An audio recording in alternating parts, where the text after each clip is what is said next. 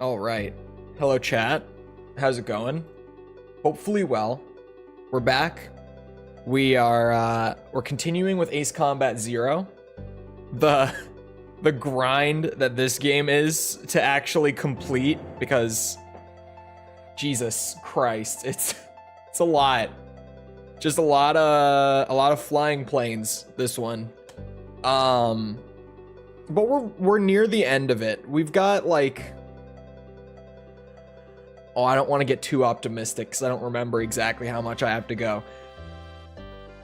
3 streams max, I want to say. But even then, yeah, I'll have to see. I'll have to see once I open it up. I can check. But we should be pretty close. I'm trying to contain my childlike excitement at the fact that Dragon Ball Sparking Zero is releasing in like 4 hours from this very moment. Well, for early access.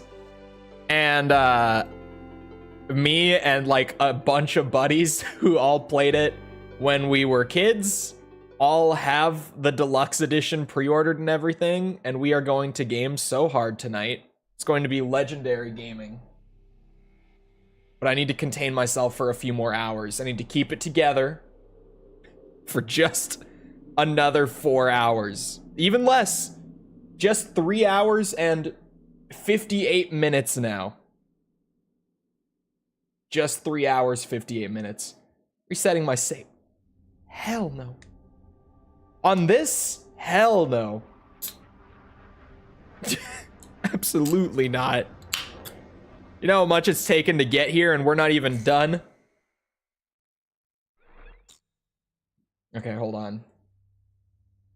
Now I can put up the bracket voting. I just needed numbers on that straw poll first. All right. Roll up my sleeves. What do I have to do still? We are done with Ace. I know that much. Okay. Okay. We only have this difficulty left. This is the last one. That's what? 1, 2, 3, 4, 5, 6, 7, 8, 9, 10, 14, 32. 32 left. That's it. Once those are done, it's over. This is for the last medal.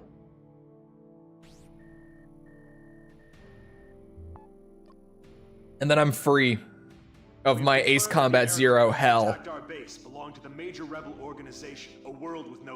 Really, like it is a very fun Ace Combat game, but oh my god. Why is there so much to this 100%? So much of the same thing. That's what it comes back to, is that it's so much of just like doing the exact same thing over and over. Like not even loosely speaking, like not even figuratively speaking, like literally you have to S rank every mission, what is it, 5 times per variation. No, sorry, 4 times, my bad, 4 times per variation. So on missions where all that the variants really do is change like one set of like aces or something, you are effectively S ranking that mission 12 times each. Like all of them 12 times. I am so ready to get this last medal and finally be able to say that I did it. Because oh my god, what a grind. Hello, Augustin. Augustin. I feel like I put a stronger accent, a thicker accent on it every single time I say it. I'm gonna want the laser beam for this one.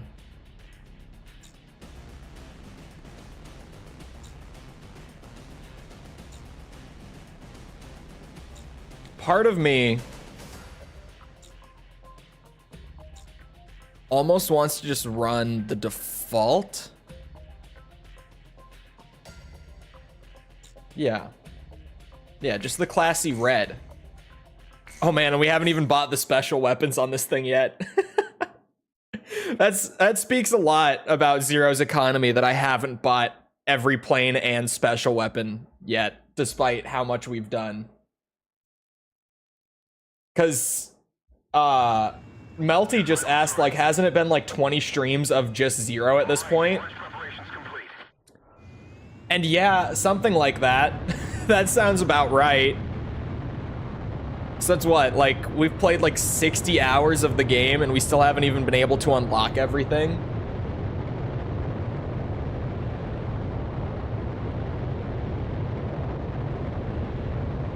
Pac-Man? What do you mean Pac-Man?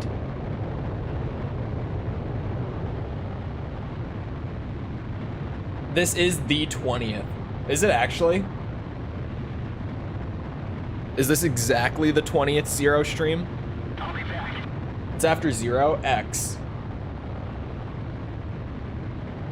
X comes after Zero.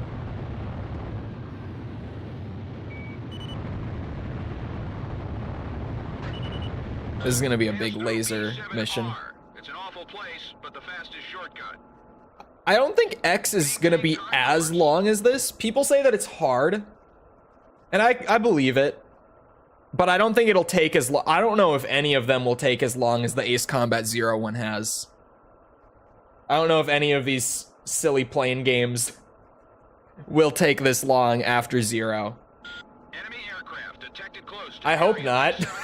And I hope that if they do, I'm at least doing, what's it? Forces in the round table and break through it. Doing more, like, unique things along the way to keep it interesting. Oh, the kill tally on the planes turns into Pac-Man icons after 1,000 kills? I haven't even looked at that. I don't... Is that just for air-to-air targets? Yeah, the one that's on the PSP, that's built off of AC4. That is X. Stop attacking. We're allies of Ustio. Haha! I knew I could get it. I had faith. They're coup d'etat forces. Come on, Ocean aircraft. Can't you read your IFM? We're allies, not enemies. Where are they? Whatever their reasons, some pilots from Osea have joined the coup. You don't have time to play around with them. Hurry up and shoot them all down. Ooh.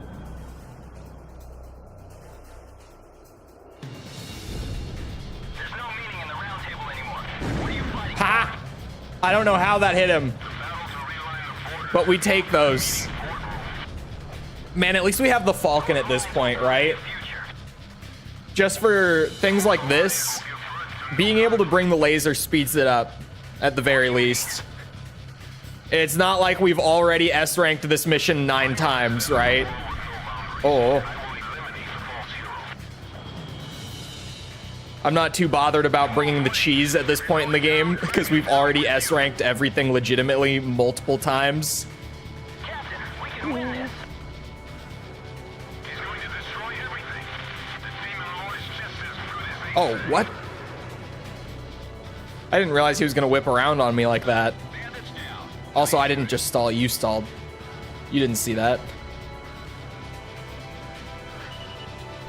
What are you doing? The war's Oh my god. gotta go. It was such a sharp turn. Worth it. We are humanity's ideal army. It's time for a perfect world without restrictions or wars. Enemy forces have suffered considerable damage. Galm Team, you're almost there. Locked on. I can get this guy with missiles, probably. Maybe. Bandits in gun range. And he is hauling ass, spiraling towards the ground. I won't let them take the sky. There we go. No laser needed. You earned quality cheese at that point. It does. It feels like I've earned the shortcut. Air to ground. Bring the... What's it? The Morgan with the giant bombs. Is there a stigma for using aircraft you unlock for these kind of things? I don't know if there is necessarily. Like, I've never really encountered it. Oh, I thought there was going to be more for some reason. Down to 31 left. I'll take it. Looks like you've made it through. An Allied Forces squadron. Why did I think there was more after those guys? At the rendezvous point any time now. You can't return to base yet. After refueling in flight, proceed to Avalon and destroy. I am curious if I have any Pac-Man planes. I'm trying to think. Like, if I had any, what would it be? I feel like I've used every plane in the game pretty evenly at this point. Aircraft data?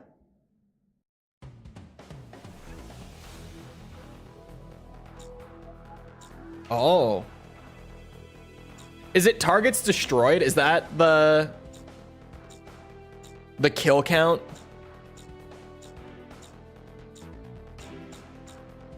Man, I've only got a couple that are even over 1,000.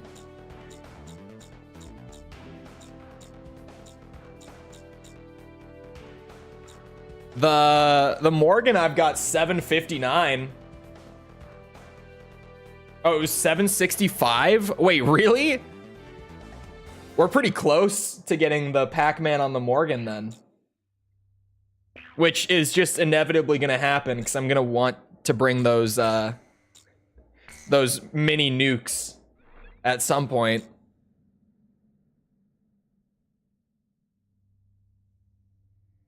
Oh, what would be better for this mission? Do I want the mini nukes or do I want the laser? I might want the laser. I think I do want the laser. I think I want the Falcon for this. According to this, the dam is protected by an intensive anti-aircraft defense network.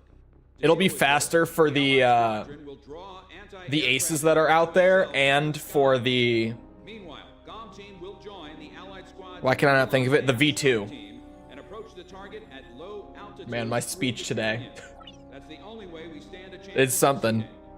If you destroy the V2 launch control facility, you should be able to stop the weapon from being fired. My house has no water flowing through its pipes currently. Oh God. Did one of your pipes burst? All the Allied forces will be mobilized for this full-scale operation. It seems this war Say the bathroom is a gas chamber. must stop the V2 launch. Hurry.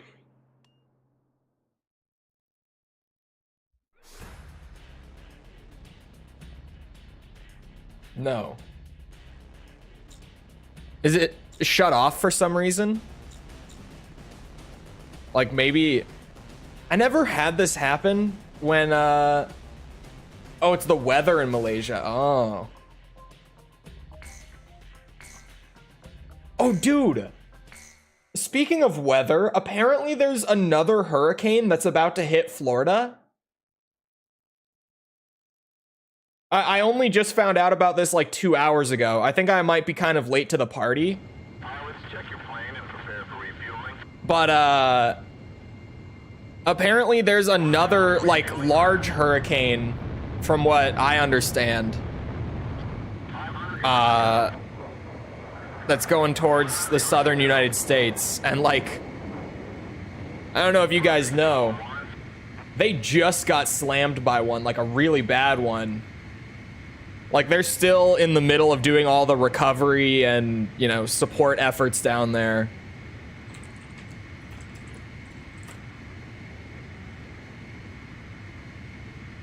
Oh my God, yeah, it's a Category 5 on its way to Florida right now.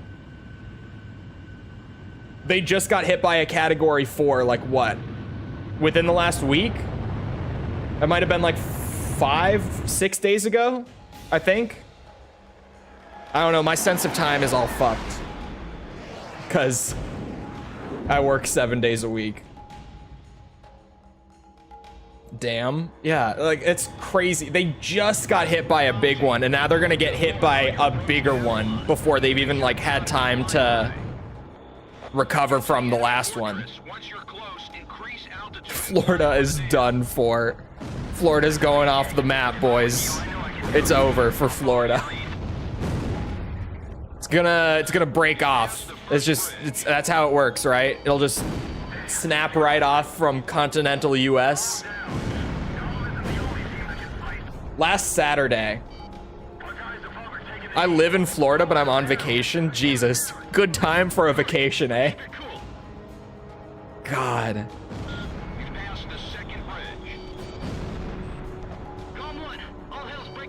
Hello, Ryden.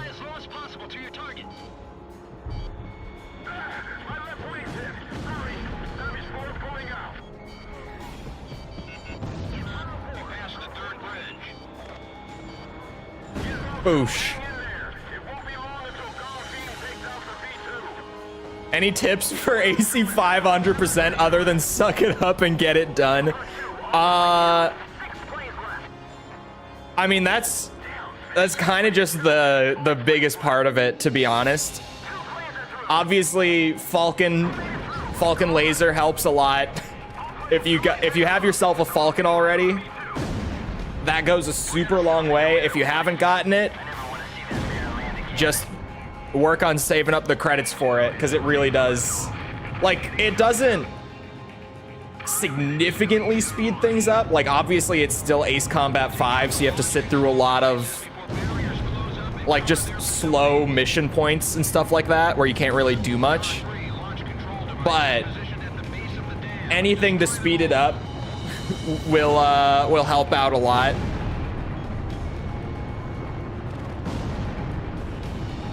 Yeah, AC 5 and 0 are the two, at least so far, that are like, ugh, this is a lot. This is almost more than I bargained for. Well, to be fair, at the start, I wasn't going to, like, actually 100% everything. I was just going to do max difficulty runs of everything. But then it kind of slowly became more and more completionist as time went on, and now here we are. Doing, like, the 10th round of S ranks on AC0. Isn't it like 4 million credits? For the lineup, yeah. It's like, what, 800,000 a piece or something? I only ever bought one. Some people are like, oh yeah, you need to buy 4 of every plane for true 100%. And I'm like, no. I got all the medals. I got at least 1 of every plane. You know, I unlocked everything. I'm good. I don't need to, like, farm the money for 4 Falcons. That's a lot. It's too much. I'm not doing that. And yeah, they won't use the TLS. So it's just kind of like it's basically the same as putting them in a Wyvern at that point, right? Which is way cheaper.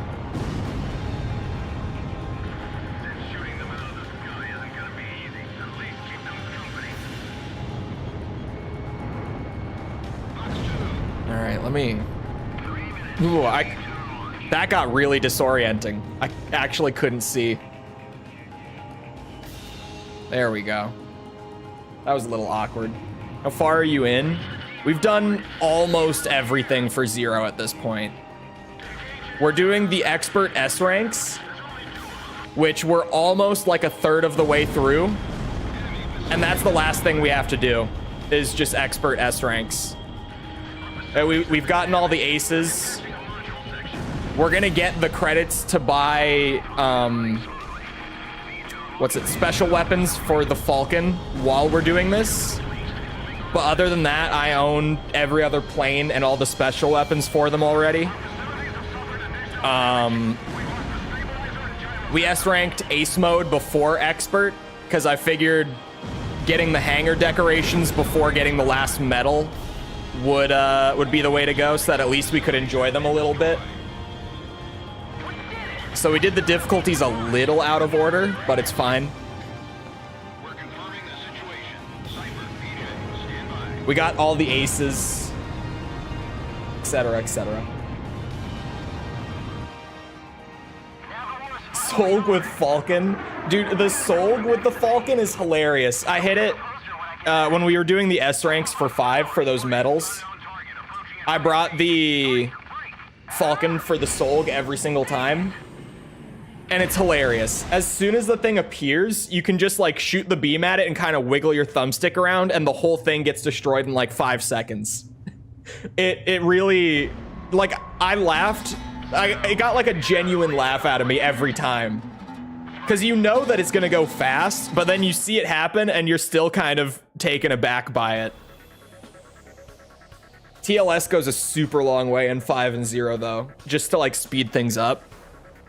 And the FAEB too on the Morgan in 0 for like air to ground missions particularly. Speaking of like comically funny boss runs, you guys ready for Pixie with a TLS? If you haven't seen it before, I think you'll enjoy this one.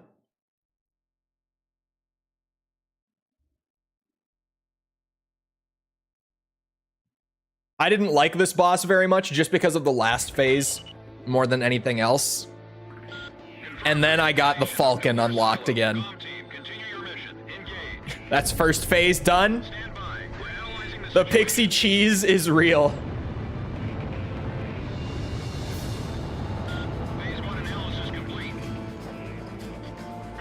Okay.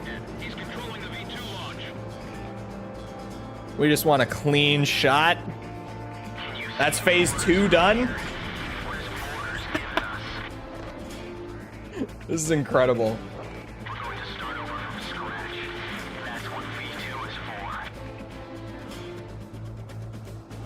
I love doing Pixie with the TLS.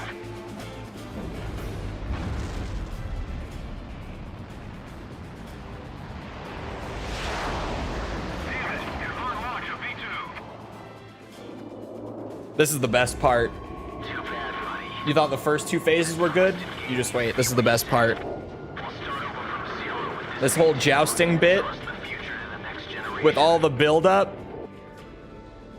This is AWACS. Listen up, Galm 1. We've completed analysis of the enemy craft. Codename Morgan. This plane is protected by an ECM defense system. Its only weak point is in the front air intake. You'll have to attack it head on. Go, take down Morgan. You're the only one who can stop him. Name the Lord of the Round Table. TLS on Solg or Pixie? Probably the Solg, because at least Pixie has like the multiple phases and stuff, so it still takes a little bit. Solg is legitimately, as soon as it appears, it dies. But the Pixie cheese is still super cheesy.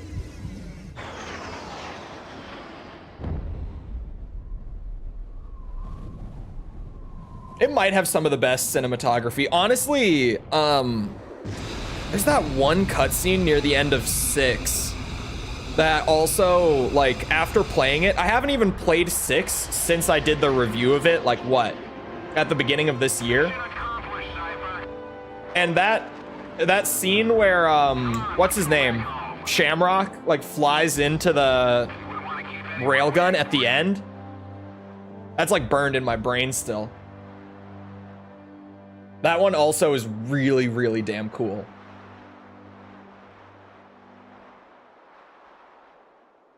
Because of how abysmally it runs on Xenia. Yeah, Xenia, even with like the custom build and everything, is just still not a great way to play 6.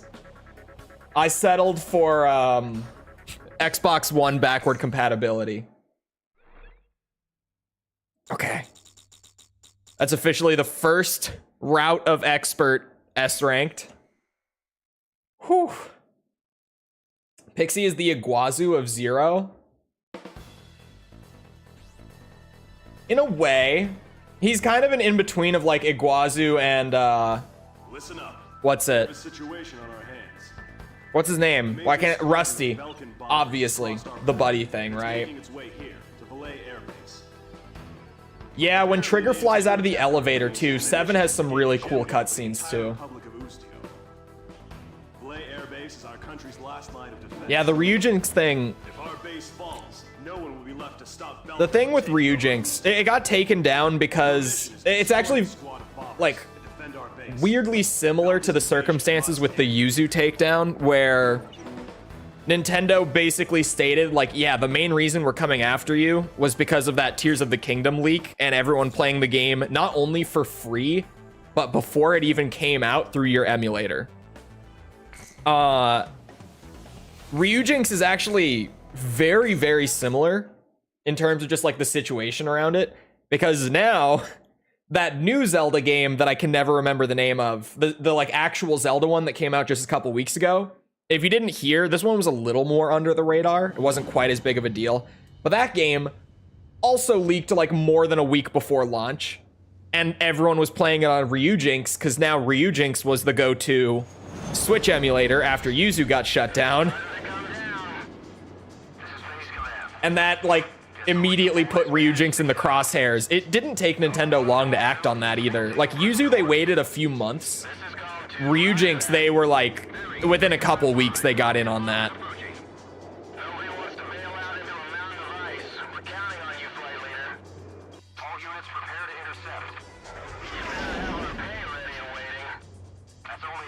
I hope 6 gets some love in the future. Yeah, 6 is a weird one, because like it's certainly not the best Ace Combat or anything, but it genuinely is really good. I would say it's like in the upper half of the Ace Combat games. I wouldn't know exactly where to put it on the list, but there's what, like 13 games? And yeah, 6 is probably somewhere around like the number 6 or 7 spot. If I had to like rank all of them, it would be somewhere in that ballpark. But just no one has played it because of the whole Xbox thing, right? Like so few Ace Combat fans even today have played it.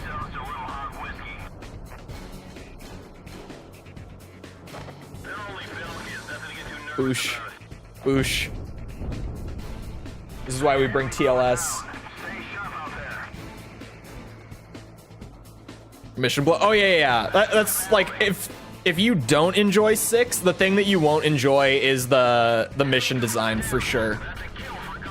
I liked it quite a bit just because it's different from what a lot of Ace Combat was doing before. But I can definitely see where there are people who don't enjoy that mission design very much. But part of that also, I guess, you know, I haven't been playing Ace Combat like my whole life or anything. So going in fresh, I don't have like the strongest idea of this is what the series is supposed to be like.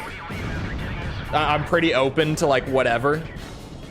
I'm pretty open-minded with it. That's the best way to put it, right?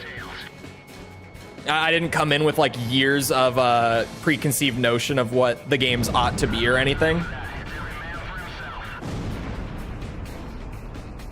And I went through them pretty rapid fire, which definitely helped with that too. That's normally where with those series where I play everything for the first time, that's normally where the disconnects come in between like me and the more general consensus stuff. Like when I did Metal Gear, I didn't hate that missile curve. That was like a jump scare. I didn't hate the Twin Snakes when we did Metal Gear over the last year either. I didn't like it as much as the original Metal Gear Solid. But I was like, you know, Twin Snakes is kind of fun. You know, if Metal Gear Solid is like a 9 out of 10, Twin Snakes is like an 8 out of 10. It's good. It's good.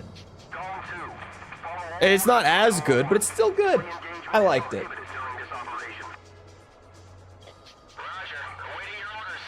Liberation of Grace Maria. That's probably the best song in 6. To be honest, I think that's the only song from 6's soundtrack that I have saved anywhere. I didn't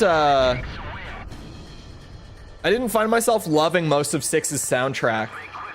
At least not in the sense where, like, you know, you hear the song while you play and you're like, oh my god, I need to find this on like Spotify or wherever. What do you think of Metal Gear Survive? It's speaking of me not exactly having the general consensus opinion, it's fine. It's just very okay. Like I didn't hate it. I played the whole way through it, and I thought it was fine. What did I give it? I think I gave it like a 6 out of 10.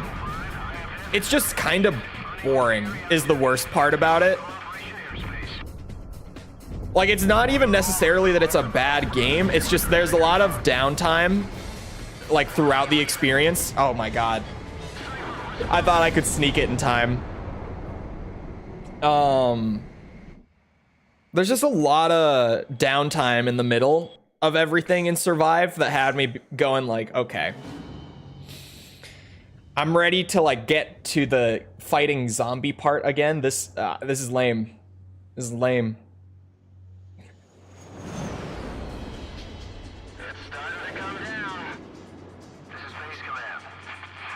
Most game talk comes from nowadays. That's true. But a lot of the time, they're like, at least the general consensus is fairly accurate, mostly. There are some situations where I'm like, no, I just entirely disagree.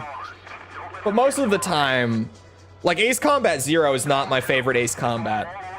And it's actually not even in my top 3 Ace Combats.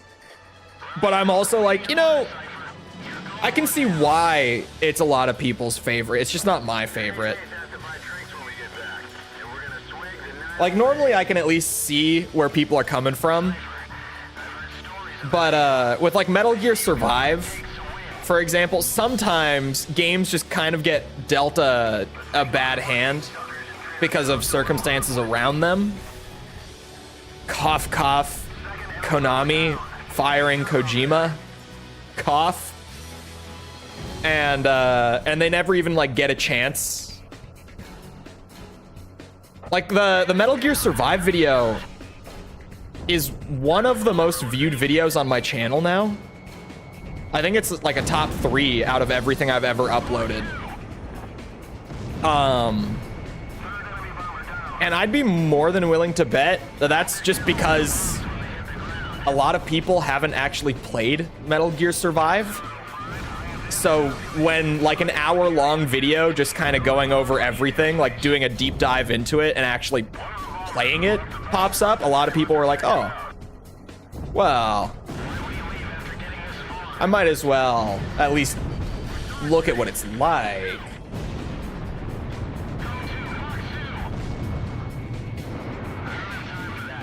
Because at least going off of comments on that video as well, like pretty much no one who watched that video has actually played Metal Gear Survive. It's mostly just like a curiosity about the game, even if it's like a morbid curiosity, right? Like even if it's, you know, I've always heard or thought that this game looked terrible or whatever. There was just like definitely a lot of curiosity behind that. A video also has not died. A video lives on forever. At this pace, it feels like it's never going to die.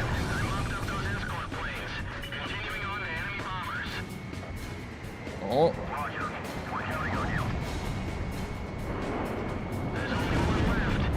Okay. I don't know if I shot down enough extra targets, to be honest. I didn't think that was the last one.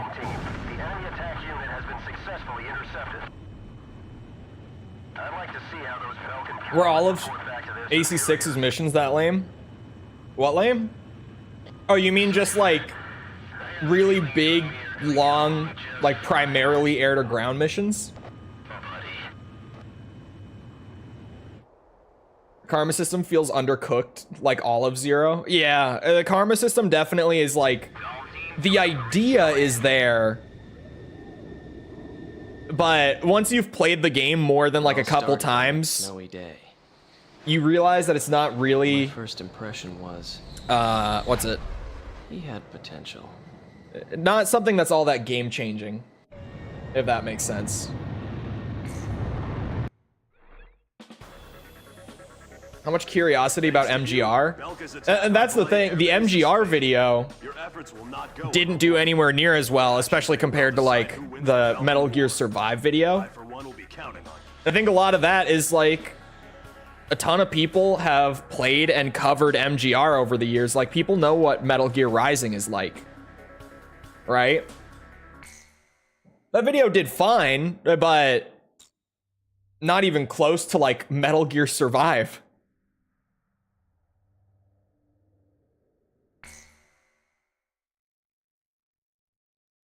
Spotted 2's love life. That is the biggest thing it affects, isn't it?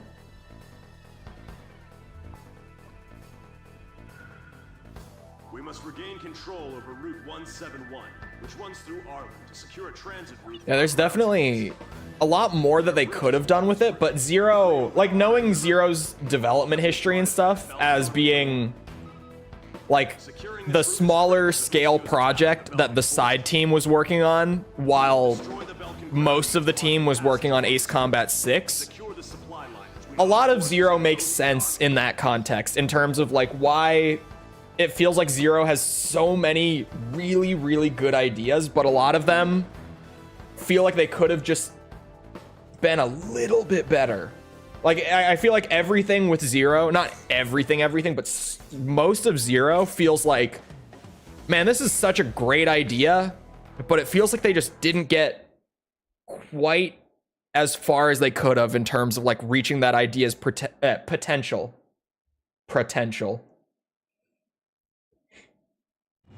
Tom 1, you are cleared for takeoff.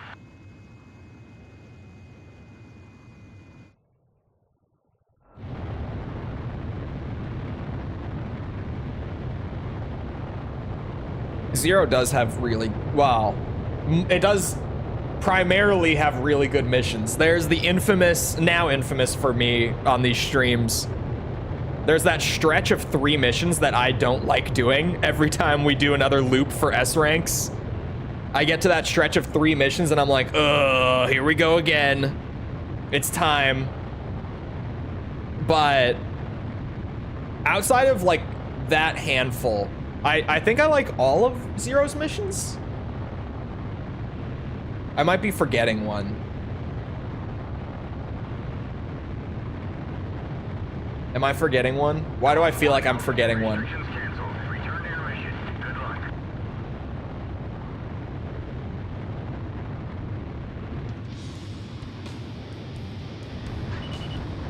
Oh, I should have brought... This is AWACS That's fine. If I was thinking more, along the highway. if I wasn't yapping so hard, I would have brought the Morgan for this one. Belkan ground forces But are this'll working on do. our transport route. Destroy them all. We can still do a little thumbstick wiggling. They must be in a desperate situation. There's no way we're giving up this place.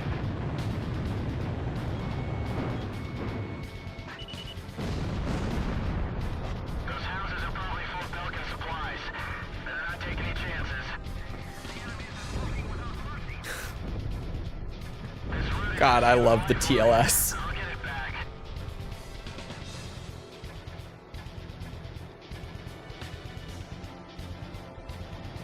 Oh my God. Galm 1 shot down a bandit. Locked on. How could you not love this thing, man?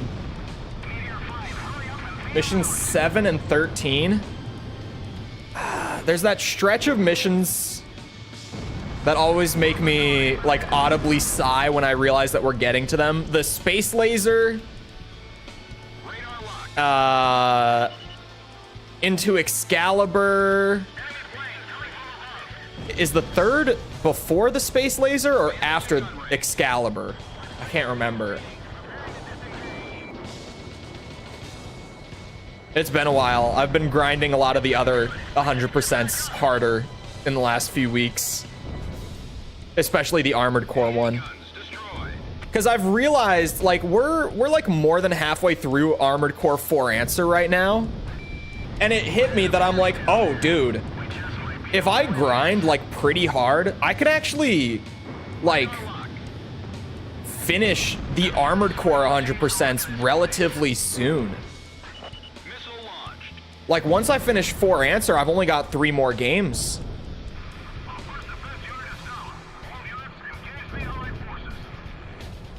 Oh, the castle mission. Proceeding smoothly. Eliminate the remaining Yeah, I don't like the castle mission. Didn't anyone request backup? Keep trying until we get a response. The, Reinforcements show up. Okay, it's the one before the space laser. I was trying to remember the 3 mission stretch. Yeah. It's the one before the space laser where it's like a... What did AC7 call them? They put like an official name on it. The like time attack missions. What were they called again? The ones where you just have to get a certain amount of score within the time limit. That time attack mission before the space laser, that mission's fucking boring. That is the big snoozer of the game for me. Score attack? No, 7 had like a nice snappy name that they put to it. I can't remember because there's a couple of them in 7, and when it tutorializes them, they called it something. I think it started with an A.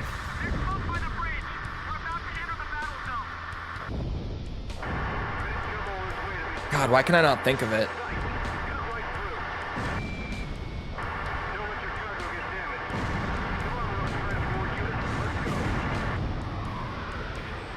No, PSM is only an AC7 thing. Operation complete. Now the Allied forces can secure a military transport route. Well done, Galm Team. God, why can't I think of it? Looks like luck was on your side again today, Solo Wing. Yeah, well, I've had my fill of going home without wings. Annihilation mission. Thank you. Yes, they labeled them annihilation missions in 7. Thank you. The mission was a success. Passage along Route 171 has been secured. Thanks to you, Boostio will now be able to launch a counterattack.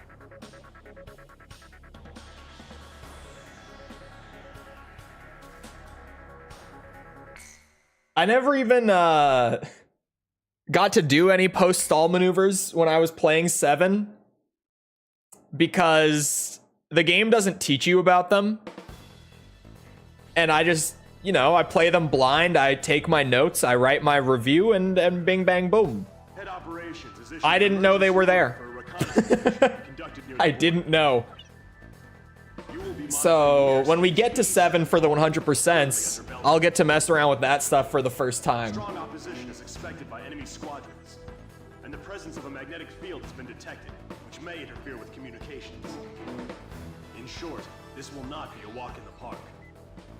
The B-7R airspace For the is located multiplayer? in an area rich Yeah, in I played a little bit of the submarines. multiplayer, and I didn't think it was very fun in 7. I mean, it's one of those, like, modes that is fun For your skills to be tested. for like 20-30 minutes, and then you go, oh, this is it, huh? Like, you play around with it. For me, I was playing with a friend who had also picked up AC7 on sale out of curiosity, and we were messing around with it. This was like, I had already recorded the review for 7. Actually, no, I think I had just uploaded the review for 7. Yeah. I just uploaded the review for 7. And he was like, hey, I bought this. You want to try the multiplayer? I was like, sure. AKA the round table. And it was fun for like 20 minutes. And then you just go, yeah, this is it. We were all on Free equal for all, footing, team fighting under the deathmatch, same and conditions. that's the No game. affiliations or ranks to hinder us. This makes me miss Infinity more. Aces from every nation someone told me crisscrossed that, those skies in pursuit of air superiority. Some fans have just recently managed to get past the title screen using RPCS 3 and like the network stuff in it. And the game isn't like playable on that yet, and it's probably still gonna be a bit, but apparently they've gotten past the title screen, which means that A, an effort is being made to revive the game, and B, it's just a matter of time at this point with that knowledge.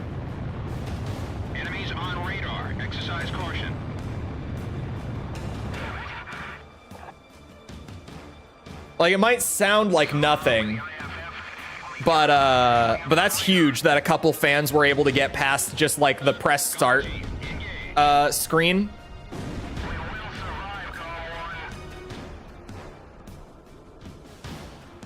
That's a big deal.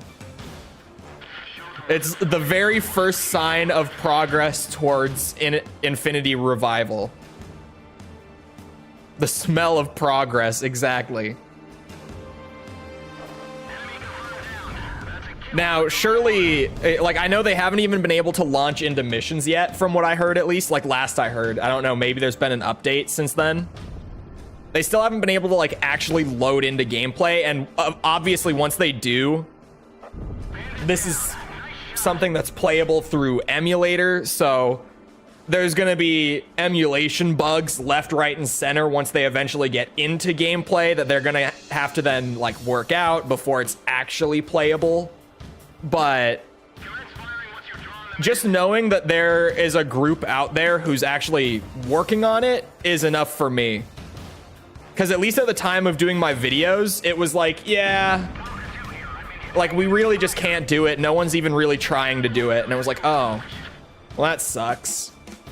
But now there's a group who's trying to do it. So that's huge.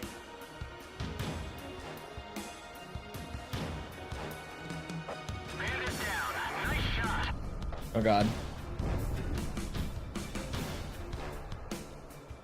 Seems more stable than Xenia usually. It is, just because it's had way more work put into it.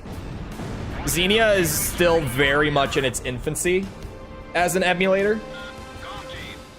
And to be fair, for an emulator that is in its infancy, it's a really impressive emulator in that sense, but it's just still, like, it's so far from being a consistent and stable project.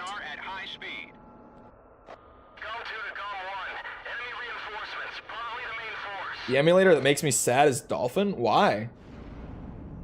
Dolphin's like one of the best emulators on the market. This is crew 2. There's 2 of them. Well then, let's have some fun.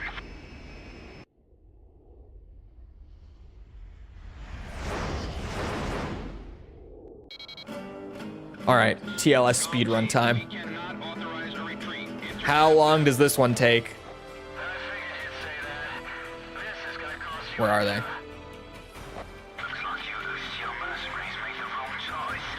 1, 2. Let's not get shot for the speed run. It's not worth it.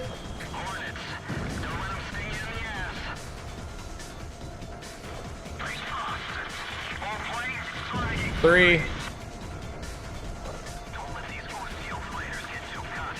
Oh, come on.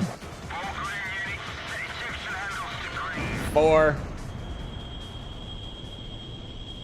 The rogue Xenia team member incident. That was something. This is the 21st. Unless your name is Armored Core 5. Yeah, dude, Armored Core 5 on RPCS 3. I talked about this. A lot of the time when I'm sourcing copies for older games to, like, do for review series and streams and stuff on the channel, I always at least start by going to a buddy of mine who I've known since, like, middle school. Because his family owns, like, a local chain of pawn shops. Not like a nationwide chain, but within the state, there's a few of them that are, like, scattered throughout the whole city's area, right?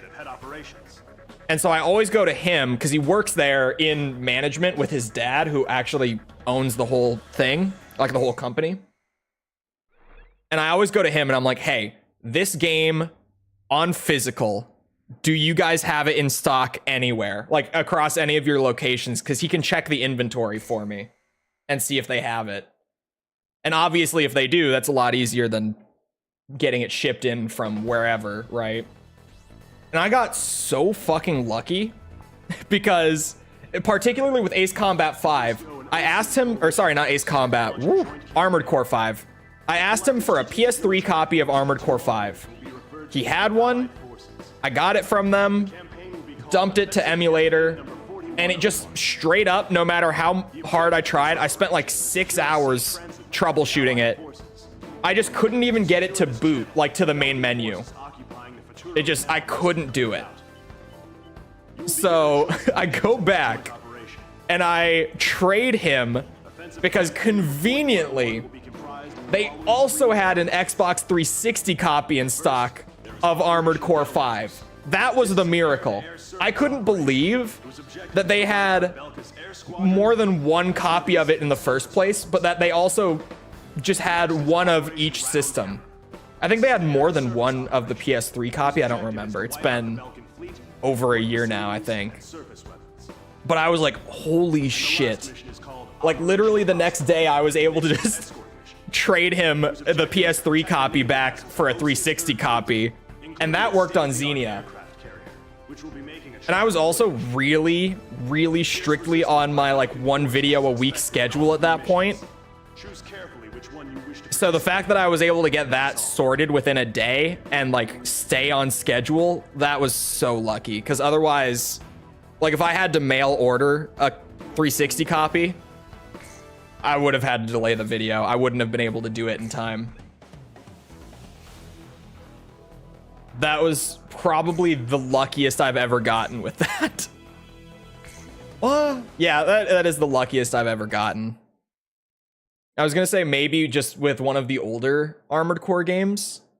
Or I guess even they had a Verdict Day copy. They only had the 360 version of Verdict Day, which was fine. But Galm Team, commence operation. Eliminate the threat north of the canal. what's it? Realistically, I might be luckier that they even had a Verdict Day copy, because I think that that game is the single worst selling Armored Core game ever. Especially here in the West, because Western fans really didn't like Armored Core 5. So Verdict Day sold terribly over here, particularly. Man, I should have brought the Morgan again, but see, I say that, and then I just start sniping with the TLS, and I'm immediately like, you know, maybe it doesn't matter that much. Maybe the TLS just does it all. Maybe it's not a big deal if I forget to swap to the Morgan sometimes. Uh-oh.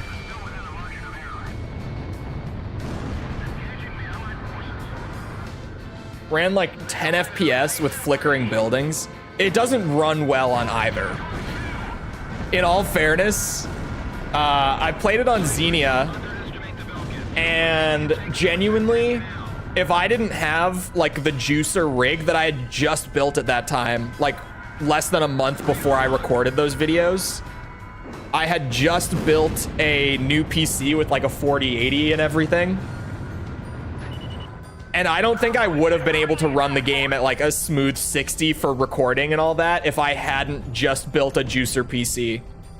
Because it ran smoothly, but it ran hot. Like my GPU and CPU were both really working to get it to run that smoothly. Don't get strung out chasing the enemy. I heard there's a few Ustio mercenaries caught up. Honestly, the more that I think about it, the luckier I was luckier than I even realized with the Armored Core 5 video. Because there were so many, that video was kind of a nightmare behind the scenes. I remember that was also like just after I had gotten convinced to do, or to launch a Patreon. Because a lot of people were like, oh, I don't want to do YouTube members because YouTube takes such a big cut. So I had finally just given in and opened the Patreon up and started doing like behind the scenes updates and stuff for patrons and all that. And that was a crazy week. That was a crazy week of just like, from needing to swap the copies and getting lucky enough to do that, to then getting the game to run on Xenia, but it had no textures on the AC. I remember that bug. And that took a couple hours to figure out, because I just had to like go and find that one obscure forum post from another guy who had the same thing and who had fixed it. Because Xenia is one of the least intuitive emulators ever, and I'm not very experienced with it. It's because it has no GUI, right? You have to do everything through like text files for Xenia. So trying to figure out how to fix my ACs having no textures was a shit show. Keep at it. Warning, the enemy's tracking you on radar. No use, I can't get away. Missile hit. Take him out. One at a time.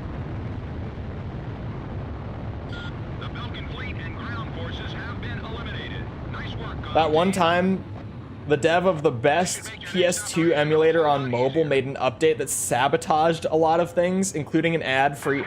Oh. Putting ads into an emulator? Oh. Ugh.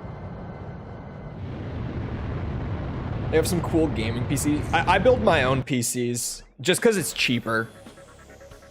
It's obviously Success. kind of a pain compared to just paying someone else to build it for you, Overall success of but 4101. build services cost a lot, Valuable resource to our forces. like way more than they should. So I just learned how to build my own PCs. I just do it here, and I won't need one for a while with this thing. This boy is built to last. That is for like a year or two, until it suddenly isn't an absolute tank and I'm like, oh, well, it's technically a work PC, so I should probably just upgrade it anyway, even though I don't need it. That's bound to happen, but we'll get there when we get there. Primarily of Osea's 101st Airborne Division over Solus Ortis in a surprise air and ground attack on the Belkan forces. Isn't Starforge the one that works with like a lot of streamers, right? Like they do like custom rigs for streamers that they then sell commercially. Interceptor aircraft, securing a safe drop zone. Is that who I'm thinking of? Is that Starforge? Be aware of civilians still inside Solus Ortis. Your Oh, is it run by streamers? Is that why they do that?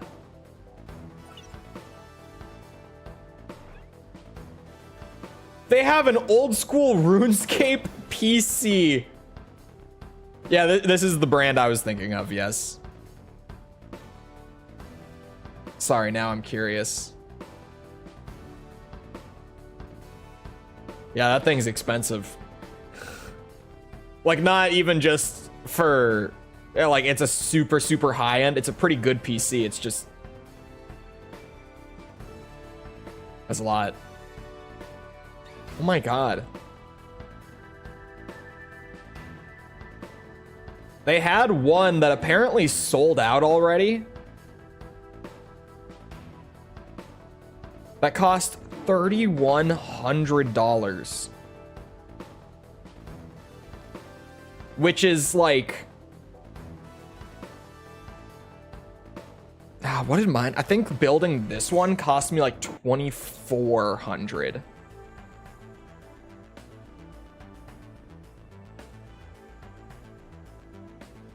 And that might sound like a lot, but at least at the time that I built it, I got the third fastest CPU on the commercial market and the third fastest GPU on the commercial market, and then built like everything else to match, right? I didn't like cheap out on anything because work PC, so tax write-off, smiley face.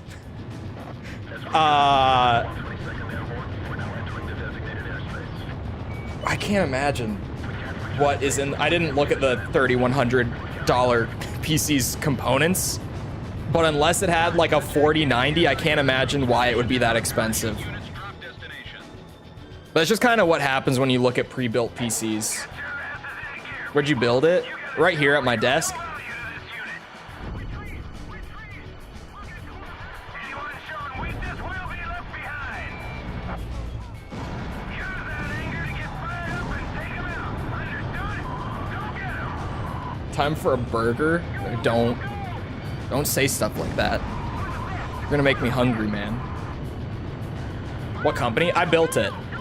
I ordered all the parts individually from the manufacturers, or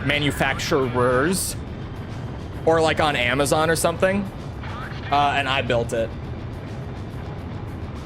like I said, it's way cheaper to just bite the bullet, take the time to learn it. Granted, a lot of people get scared about what's it called? About like breaking a component or something. And that could happen, just surely. Like, it's not like that can't happen or anything. It's a valid fear. I never broke anything when I took the time to just learn. Because if you're just careful about it and you know, at least what I did, this is the most like Zoomer thing ever.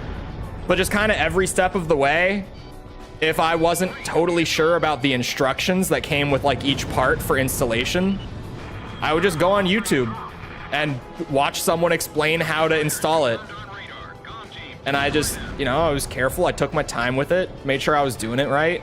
I didn't break anything. And now I know how to do it. CPU is the only scary part. Yeah, CPU, the motherboard can be kind of scary. But yeah, the CPU is definitely the scariest part. The CPU is like, ooh, is there too much paste on this? Oh, what's that crunching sound? Ooh. The CPU is definitely the scariest part of the whole thing. 4,500? No. Hold on. I have to go back to Starforge and find the name of the 3,100 one. It was near the bottom of the gaming PC list because it's sold out. Oh yeah. The Azure Oni. The tension. Yeah, it's kind of scary to actually lock the CPU in. Here. I actually don't know my AMD parts all that well off the top of my head. It's this one. Where's the price on the page? Oh, here, it's super tiny right there. Subtotal 3,100. I can see why that's the scary part. Yeah, it's because there is a lot of like tension, or I guess like resistance on it when you go to close it. Not like so much that it's horrifying, but just having that resistance and needing to like push through it a little bit, but not push it too hard, because if you push it too hard, you might break something. It's kind of scary. I don't know my AMD parts too well. I would have to assume. I have to look at what this is.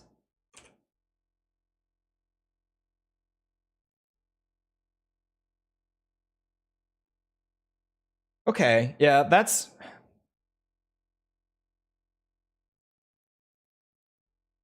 The GPU is certainly on the expensive end, but it's not like the most expensive. The thing about the GPU is normally the single most expensive part in a PC. The GPU on its own costs $1,000. Like retail, it goes for $1,000. So now I'm like, where's the rest of that cost coming from? How is there still more than $2,000 of costs? How much does the CPU go for? Oh, those are other pre-builts with the CPU in it. The CPU is like $250. Wait, I'm getting mixed results. Hold on. Depending on where you're buying it from.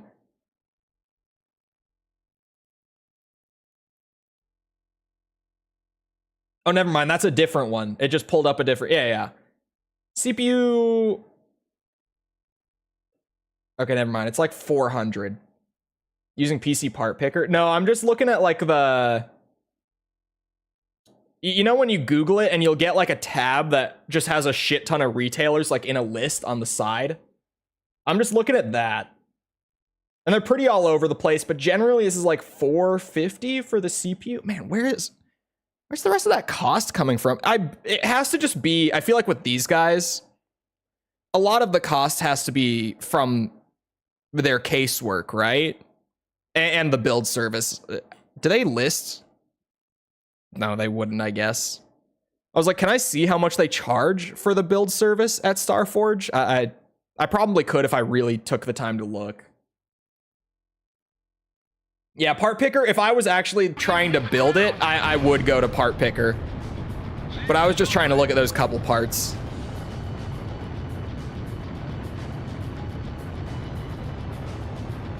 Yeah, the motherboard and the CPU are the scary parts for sure. Although something that, to be honest, did make my build probably cheaper than what most gamers out there will go for is I have a personal preference that's a little silly, admittedly, but I have like a strong preference, or I guess a better way to put it is aversion to RGB. I do not like having RGB all over my setup, like at all. So I, when possible, if I could get a part without RGB, I would. And you'd be surprised at how fast that actually like adds up, because the RGB will save you like 20 to 40 bucks a piece ish.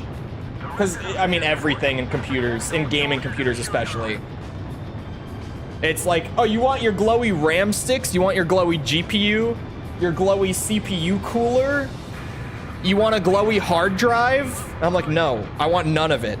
You want glowy fans? No. No. Makes my PC look super boring by like compared to a bunch of my buddies who also build their own. But I don't like having my computer light my room up like a fucking Christmas tree when I boot it up.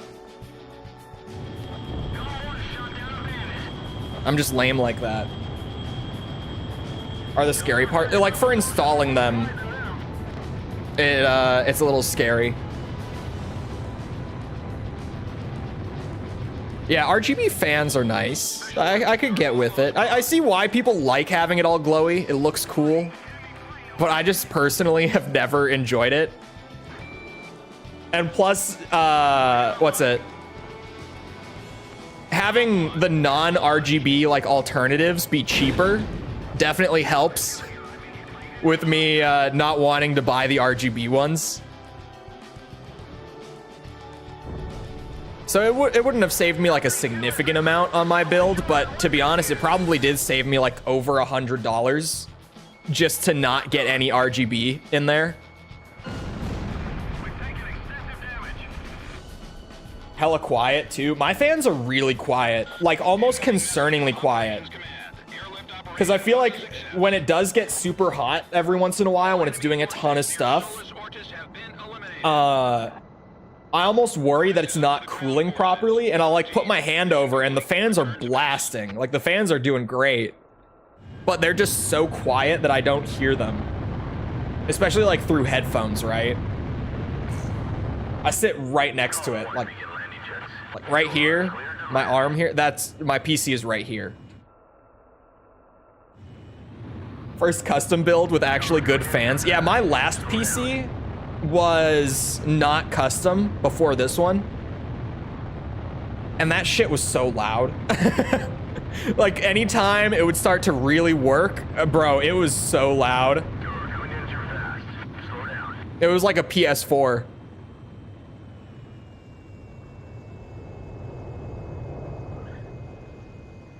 My laptop that I got for work years ago is also pretty loud, but that's because it's a laptop. It's a juicer laptop, though. Like right now, the laptop is actually working overtime again, like yesterday. I was pretty much stress testing it during stream yesterday, if you were here and heard me mention it. The laptop is maybe encoding the stream for YouTube and like rendering out some video stuff for me at the same time in the background. It's working overtime, but it's tanking it, comfortably tanking it at that. I love this thing. It's also years old is the crazy part, because I got this laptop in 2021. Belka's second line of defense stretches across, and it still can just tank the load like that. Centered on two anti-aircraft. The fans add to the experience. Yeah, it sounds like a plane, right? It is already delaying our military plans. This operation will consist of attacks on enemy ground troops and engagements with enemy fighters. There will Is be the 3 screws doesn't squadrons make in sense. The screws are such a pain in the ass with motherboards sometimes. The team will be responsible for And, destroying enemy ground ordnance. Motherboards are The team's job will be one to of the more eliminate air fragile resistance parts in your and PC destroy because they enemy have all the ground pins on them. Beta team will eliminate air resistance. So if you like Escort allied transport put a craft screw activation is in completed. wrong That is all. and you like screw it in, like really secure it wrong, you're gonna break your motherboard. And then also just, yeah, dropping the screws and having loose metal floating around in there. That also...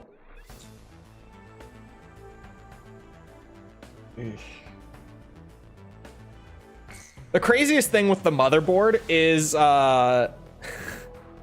actually, some of this PC I didn't build here in my room because I didn't want to build it on carpet, particularly the motherboard. When I was like putting that in and securing it, I did not. I did that out in the kitchen where we have wood floors. I put it up on the counter and did it in there. Because if you are unlucky and you touch your like the back of your motherboard with a bunch of static electricity, if you get like that little shock, like just you would get on anything, right? Like a little static electricity shock. You might just fry your motherboard like then and there, just boop, dead. It happens. Like it's known to happen.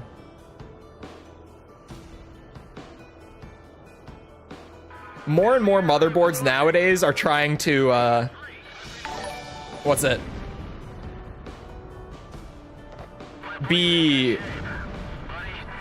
What's the word I'm looking for?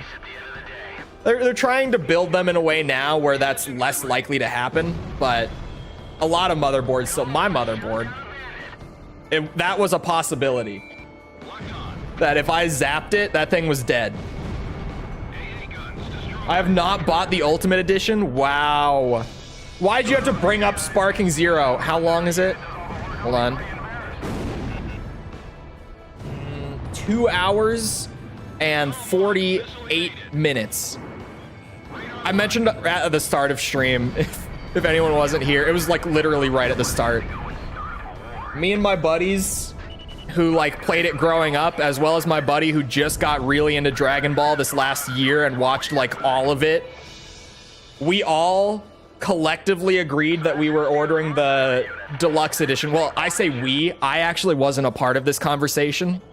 I would have pushed back on it a little bit and been like, boys, we don't need 3 days early. What if the DLC is kind of lame?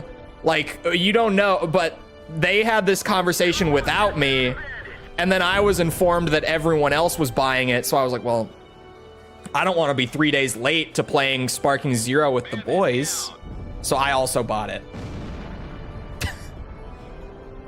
And at launch time, in 2 hours and 47 minutes, we are all collectively going to hop on and game our asses off. I got so much work done this morning.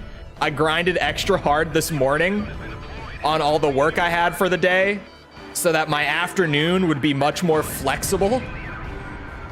I have a little bit that I have to do after stream because it's coming out an hour after stream ends. So once stream ends, I have another hour of grind time to get as much done as I can. And then we're all hopping on and we're playing. So I won't be blind on it for stream, but I think that's fine. The game's all about the fan service and the hype and all that anyway, right? Me being familiar with the mechanics already will only make it smoother, easier for me to show off the cool shit. Plus, me and my one friend, over the last like year, have been playing a lot of Tenkaichi 3 over like Parsec and stuff with each other. And we've admittedly gotten kind of sweaty on it. Like, just unintentionally. He's my buddy who I normally play fighting games with, so like, at some point, we just kind of naturally shifted from having fun on it and screwing around to like actually trying to beat each other's asses on it. So we'll see, because he's also playing tonight, of course. So he and I might end up just immediately gunning for the really crazy mechanical shit. I'm actually relatively excited that the game has a ranked mode. And that the ranked mode comes with like, what's it? What's the term that I can't think of it? It's using the old like Dragon Points system where you have a limit, like you get 15 points to build your team with. And depending on how strong the character is, adding them to your team costs a certain amount of points. It's like you have a budget and you can build whatever team you want within that budget for competitive play. So if you want to bring like one of the super busted characters like Whis, or I'm trying to think who else are at the very top. Oh, like the Super Saiyan Blue fusions are confirmed to be in this tier as well. Just that one character is going to cost you 10 of your 15 points in the budget for your team lineup on ranked. So like you can bring the super busted guys, or you could bring like 3 5-point characters.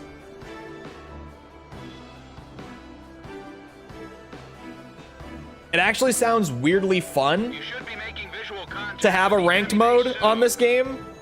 I love that. Sparking Zero, yeah. The old Tenkaichi games have that. They called it the Dragon Point system, but you know, you never had to use it. Me and my buddy, when we've been playing lately, have actually been using it just because we found it more interesting. That also is bullshit. I thought that went over my head. 1,000 Raditz. Whis, Krillin, and Yamcha, let's go. I think because they gave us the whole list of how much each character is going to cost already, and I looked at it because I was curious. I think Krillin costs like 3 points. So Krillin will be like a legit budget character to bring. I think the Cybermen cost like 2 points each. Something like that.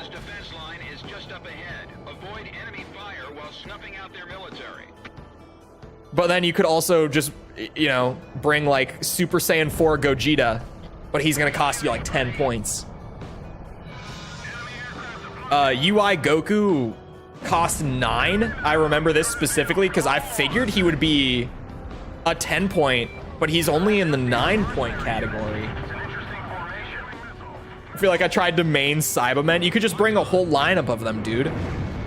You know, it doesn't matter if the other guy brings like a Gogeta or something, because he's got one Gogeta and then some other budget character, and you've got 5 Cybermen. So if you're good enough, you could tough it out. It's a valid strat. But you guys from the Galm Team won't quit.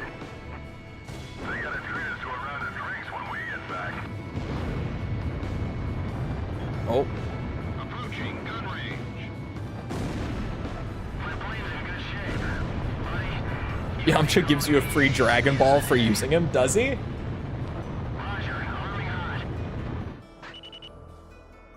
Actually, when my buddy was watching through Dragon Ball, he would sometimes call me when he was watching for like a quick little watch along, normally during the filler stuff when he wasn't enjoying it as much.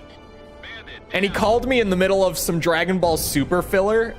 For anyone who's watched it, as he called me, he was just starting up that one episode where they all play baseball. And I was like, oh, this is actually one of the better filler episodes in this series. I can dig this. This is a fun one.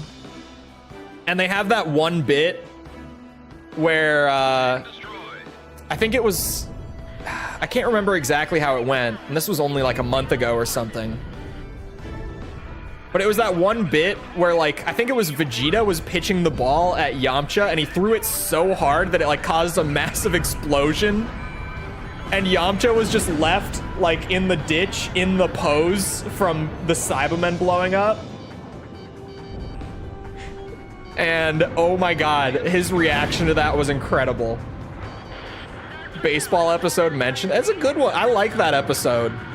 I'm not the biggest super fan, but that's a fun filler episode. Episode. I can talk.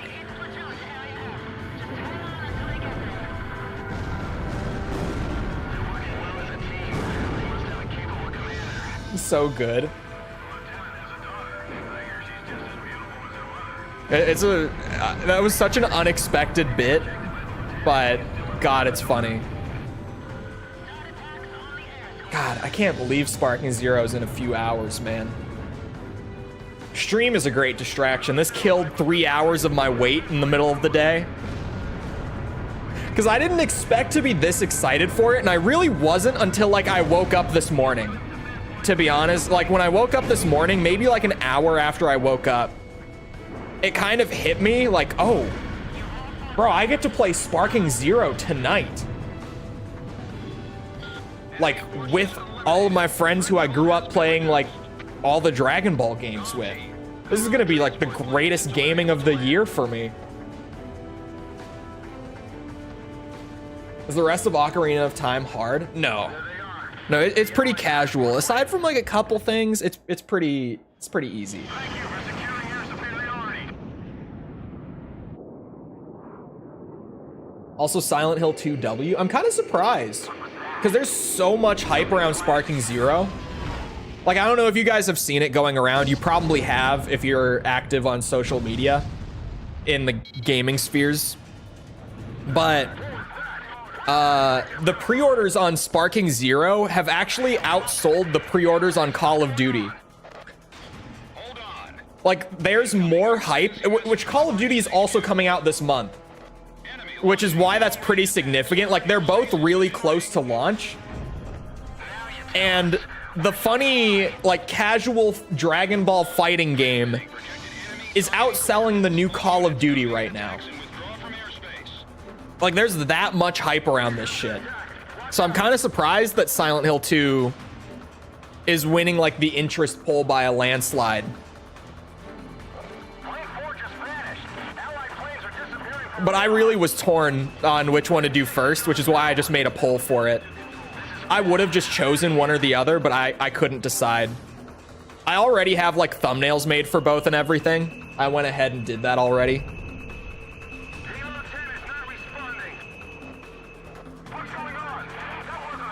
So glad about that.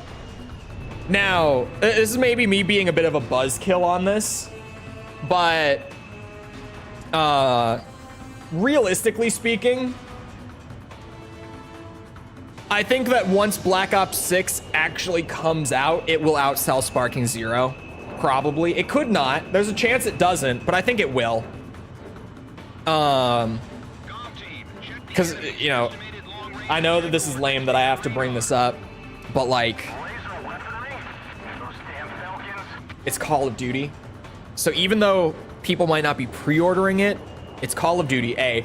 B, it's a day one Game Pass title this year. So if you're on PC or Xbox, you don't actually have to pre-order it to play it on day one. Only PlayStation users have to do that. Or I guess you'd have to have Game Pass on PC or Xbox, but if you're on Xbox, you almost certainly have it since it's just tied to the online membership. If you're on PC, there's a solid chance you have it. A very large amount of PC gamers have it just because the value is so great.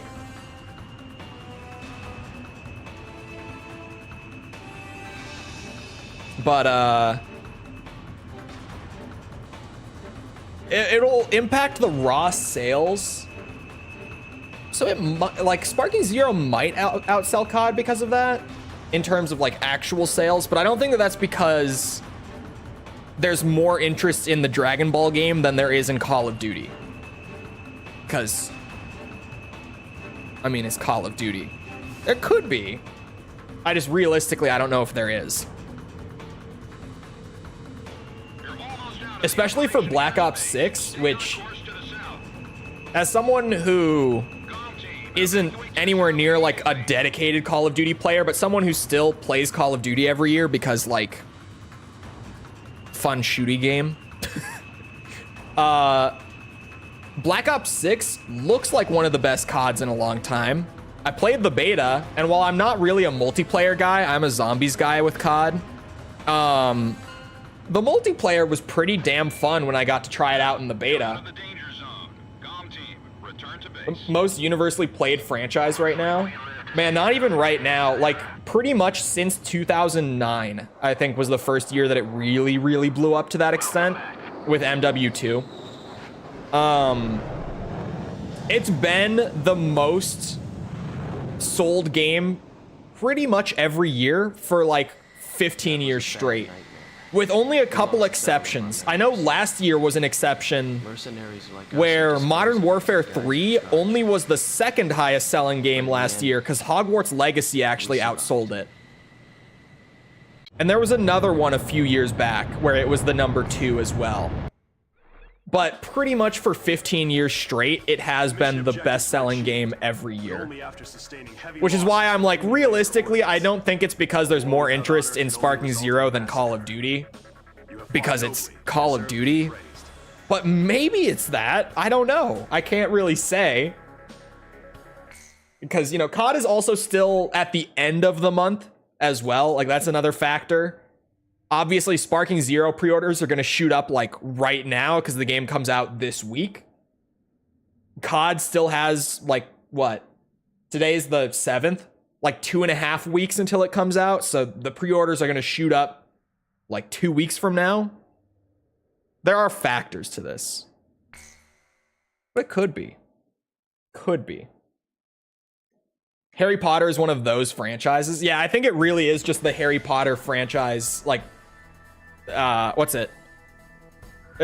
Franchise power was what I was gonna say. No, just the reach of the franchise. You know what I mean? Numerous divisions of the Belkan army refused to accept the What's Sparking Zero? The new Dragon Ball game. I'm not in any anime circles. The thing with Dragon Ball, and I've said this before, because I'm not even a big anime guy, but I fucking love Dragon Ball.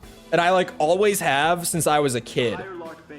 Because I feel like Dragon Ball is one of those few anime that like, you don't really have to be an anime fan to be a Dragon Ball fan. It's just one of those things that pretty much everyone watched at some point in their life. Naruto's kind of like that. Obviously, like Pokemon, it was like that for people my age. Like everyone watched the Pokemon anime at least a little bit when they were a kid. It's just one of those few anime that's so big that you don't have to be an anime guy to be a Dragon Ball fan. Bleach, I was gonna say Bleach. Bleach is definitely up there, but it's like the bottom of those series. Oh, One Piece is kind of entering that territory nowadays, especially. Would you date Goku? No. No. Yeah, it is one of those that like it's so mainstream that you don't even have to really be an anime fan to be a Bleach fan. But it's definitely like I think of it at least as being like the least popular of that kind of category. It's there though. Goku is a shit romantic partner.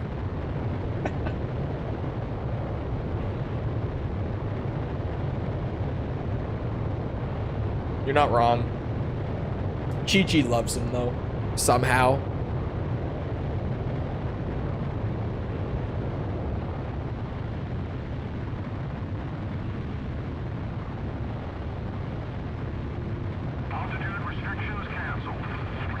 I'm trying to think. I feel like I'm forgetting one of those anime. JoJo? I feel like you still have to be a bit of an anime fan to get into JoJo. Like to actually get into it. It's a pretty household name, but I feel like you have to be at least a little bit into anime to watch JoJo.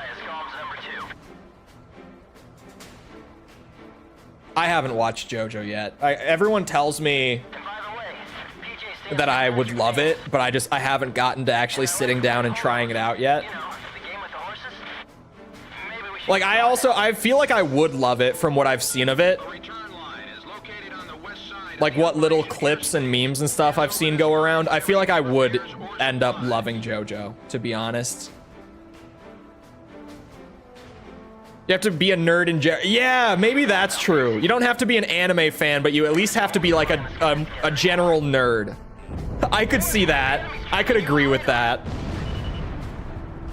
Shack on the target. I will watch it at some point.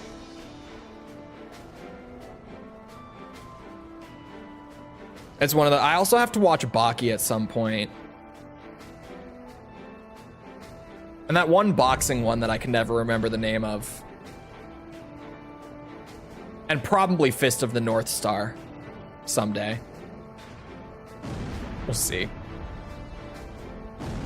I have this like list of anime that everyone tells me I would love that I want to watch, but God knows if I'm ever going to watch it. Because I just don't really watch TV in general either. It's kind of the thing for me. Like for me to actually sit down and watch like any series is kind of rare. I only just watched The Boys this year. Ippo, yeah. What's the full name? Ooh, Death Note is one of those. I feel like everyone, when I was in like middle school, high school, was watching Death Note. Definitely Death Note. Death Note's great until that one point. I don't even have to say it. Everyone knows the point. That is a really good show until that point, and then I don't need it anymore. It's over. It should have been over there. I don't know why it wasn't over there. Warning, the enemy's tracking you on radar. I should be able to see Oh, Attack on Titan, yeah. That one I actually watched, and I wasn't that huge on it, which is weird because I thought I would be. I watched it with my girlfriend at the time, who was obsessed with it. And I was like, yeah, this is fine. But it's not really like, I'm not that into this. I didn't watch past season 2.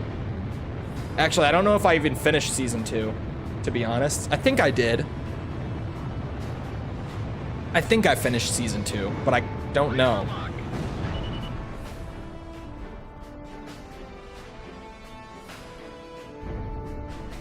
Oh, One Punch too.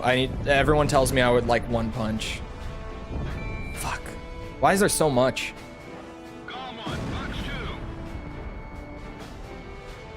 Probably the most mid. Yeah, I remember season 1 being like okay, and then season 2 I was just like, I don't know.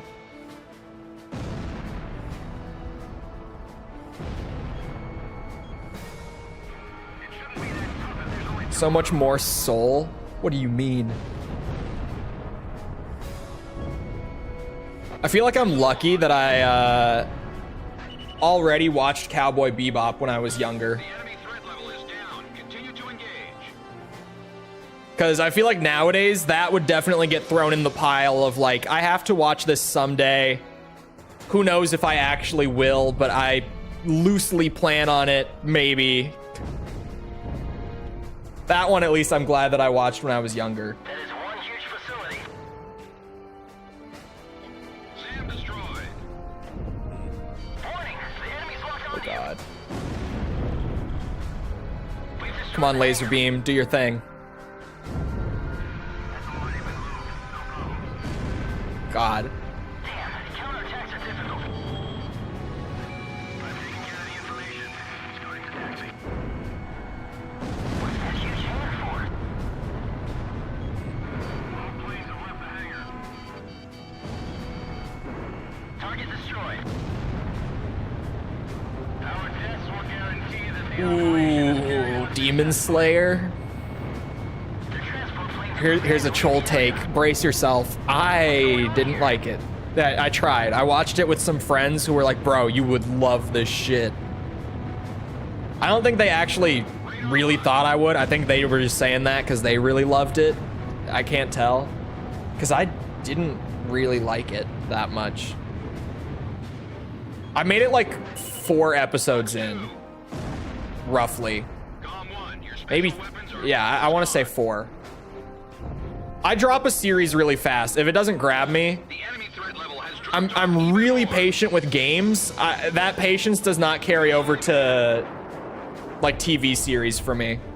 Calm I'm not as big into like film and television and stuff. So if I'm not with it pretty early on, I'm gonna drop it. Locked on.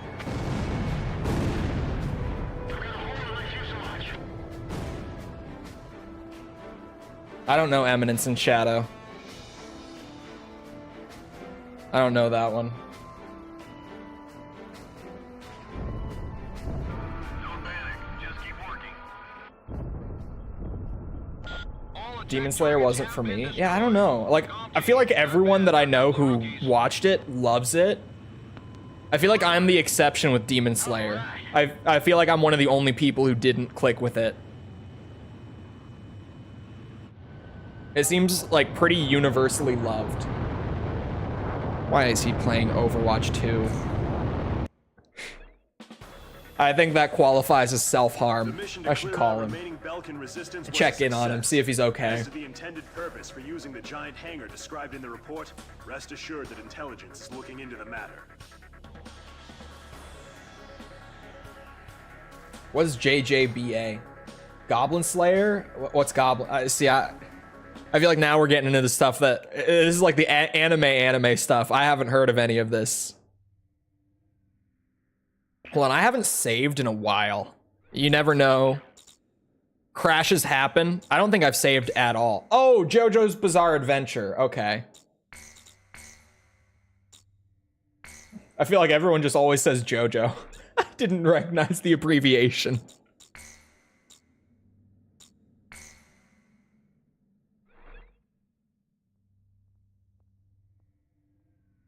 Konosuba levels of comedy? I feel like I've heard of Konosuba, but I don't even really know what that is.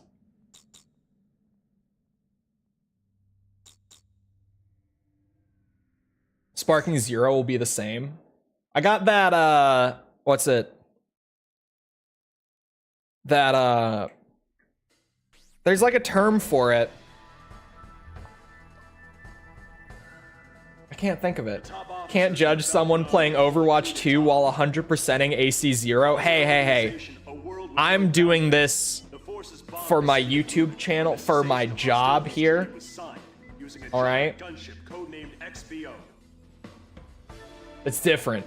He's doing that just to do it. Just purely for his own enjoyment. Unidentified aircraft are approaching our base. What was I about to say? Oh, yeah. I've got that, in terms of, like, playing all the fighting games at the same time and being able to bounce around. There's, like, a term for it. Like, it's whatever the technical term is for, like, your brain being able to retain stuff in, like, short-term memory. I got that pretty good.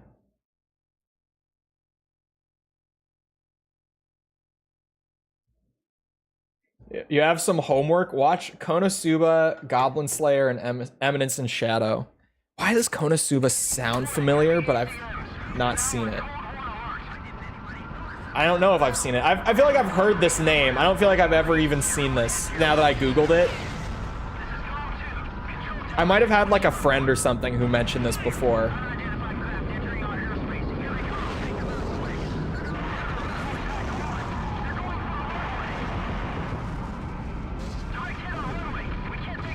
I had a period a couple years ago where I was doing pretty okay. It's called RAM. Yes, brain RAM, of course. Multitask? No, there's like some term for it. It can even be the Galm Team. Set them up. Kind of contrary to what you might think. People with ADHD, hello, it's me. People with ADHD are known to have like higher retention, like short-term retention. Unless they're understimulated. That's the thing with ADHD. The understimulation is the part that like actually fucks you up. Other than that, it's actually kind of nice to have. Not gonna lie.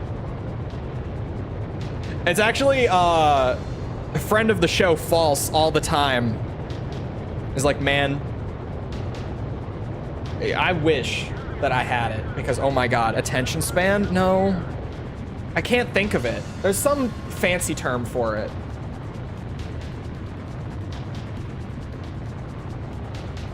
But False and I will be talking about whatever. And I'm like, yeah, you can do this and that and this and that. Like, you could do these, you could juggle these at the same time. It's not that difficult. She's like, you don't understand. Muscle memory? It kind of, it's connected to muscle memory in a way. Not quite. Muscle memory is a big thing with fighting games for me. Just for being able to pick up fighting games and like get to grips with them and like characters within them especially. I think my history with like music helped a lot with just understanding how muscle memory actually works and everything. Because man, muscle memory goes so far in fighting games, it's ridiculous. Autopilot, no. What word are we looking for? Like it's a fancy term for like how much your brain can like retain like information and such in the short term.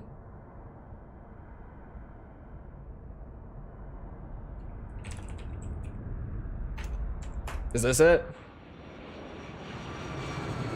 Target XPO sighted.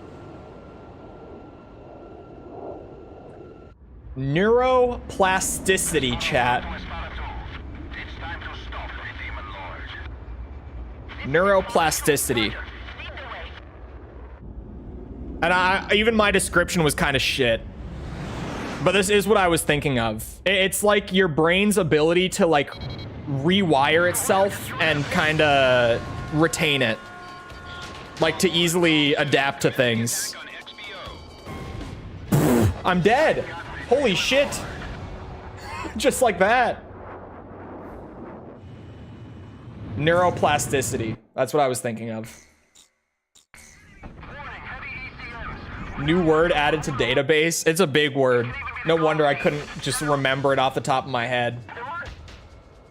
That's what I was saying, is like it's connected to muscle memory. That's why I was like, it's not terribly far off from that. Our base has suffered extensive damage.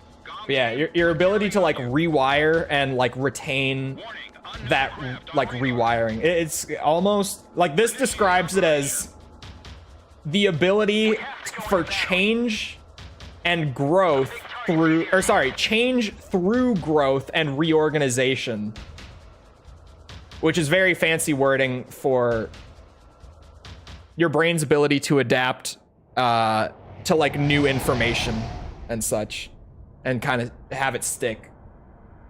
Oh, fuck. At least you didn't take my ability to swear. Oh, my. Reset that timer. There. Chole's ability. I'm learning about this stuff in psychology. There you go. Chat sentenced him to caveman.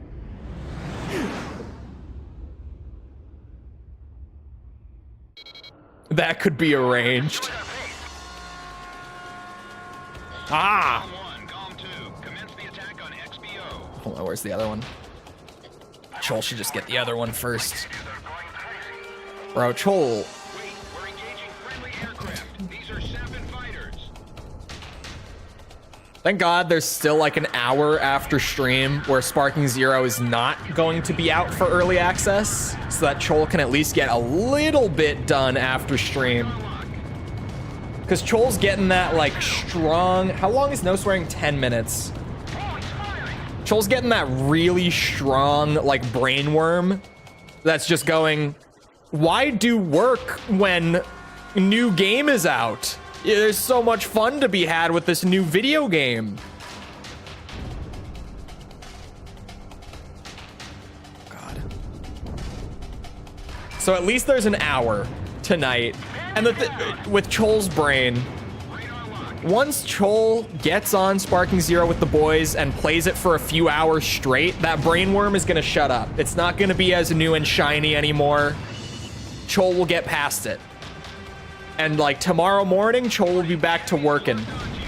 Mostly. Probably with like a short Sparking Zero break in there somewhere. Admittedly, but mostly. Rock the Dragon.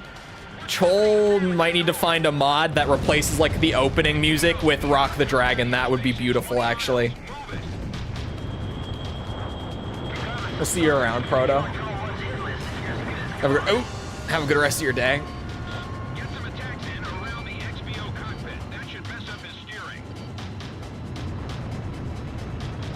The XBO has been stripped. There's the lock on. Take her out, Galm Team. The XBO's taking a death blow. It was Cipher. Cipher did it. Nice work, Galm Team. Operation complete. Our death is not the end of Yeah, that's the neuroplasticity thing. False actually jokes about this on her stream frequently. About how when she's like, oh, I can't do this or that. And Chole will just be like, what do you mean you can't? Just learn how to do it. Like, you can just pick up a skill. Like, just learn it.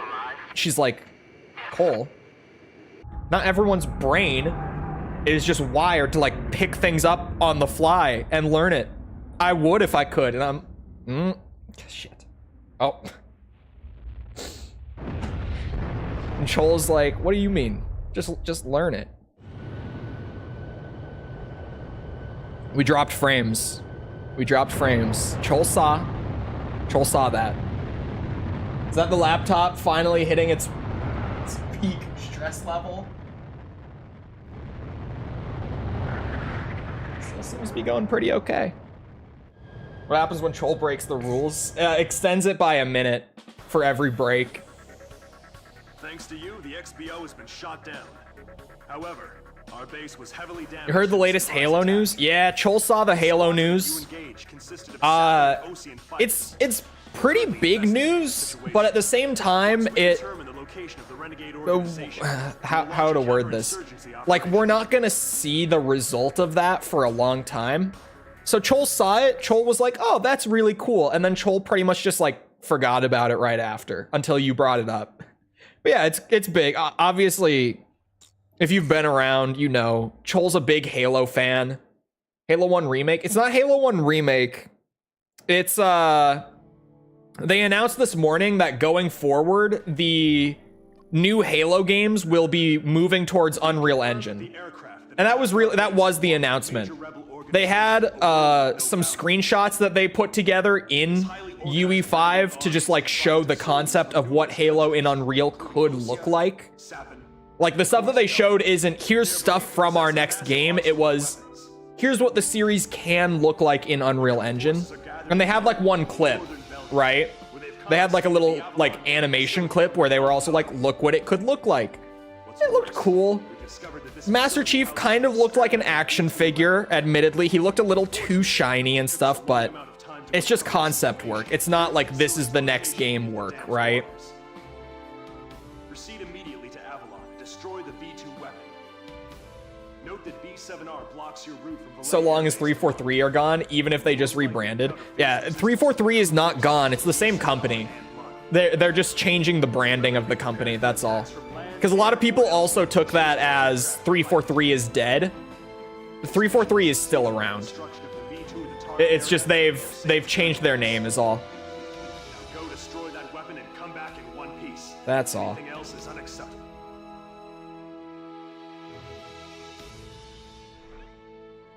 To move away from, yeah, the rebrand is definitely just to try to steer away from people hating on them so much.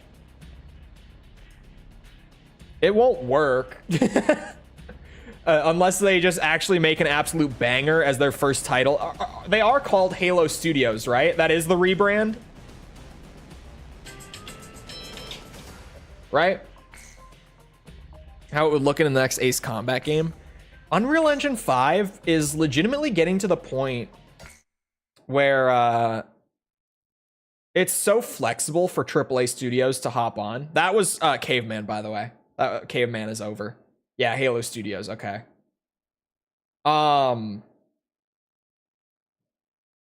What was I just saying? Oh yeah, UE5 is at the point where it's really convenient for AAA devs to hop in and use it. Because Unreal Engine has always been very flexible but kind of finicky. UE5 is really stable right now. Look, this used to be a meme. Me bringing up my work history, but I don't do it as often anymore, so I don't want to hear it. But for those who don't know, because I don't bring it up that often anymore, I used to work as a game designer, and Unreal was the engine I primarily worked in. At the studio that I was at, we were making a game in UE4, because at the time, 5 came out like a month into us working on that project. So we started in 4, and we wanted to shift it towards 5, but management was like, no, you can't, because it's gonna be too buggy and blah blah, and that was a fair play. But Ubisoft might be heading there. Ubisoft is in such a weird spot, because suddenly they seem to be in dire straits, and I wonder if they actually are, and they just kept it a secret for a while that they were approaching that territory, or if they're overstating it. But to be fair, Ubisoft has had a lot of flops the last couple years, and yeah, like, I'm not gonna argue that they don't deserve it, because Ubisoft games have not been great. Like, I personally stopped playing Ubisoft games, or rather I stopped buying new ones because they just weren't good. Like, I got burned so many times in a row by Ubi that I just dropped out. I was like, no, I'm good, actually. I don't want to keep paying for games like this. Trying to remember what the first one I skipped was. I skipped Ghost Recon Breakpoint, despite the fact that I like Wildlands. I don't love it, but I like it. It's a fun game. Uh-oh, yeah. Ubisoft should try making a good game and being less abusive to its workers. True. Game switching engines mid-development never works out. Yeah, but we were a month in, so at that point, we had like some vertical slices, but that was about all we had. We were still at the point where we were like building core systems, you know, the boring stuff at the very beginning. So we were definitely at a point where we could have switched pretty easily. Especially transitioning from UE4 to 5 isn't perfect, but it's pretty smooth. Especially compared to most engine shifts, right? But management mostly just told us not to, because since UE5 had just come out, they were like, it might be way too buggy. Like, it genuinely just might not be a stable engine, so we didn't. But we wanted to.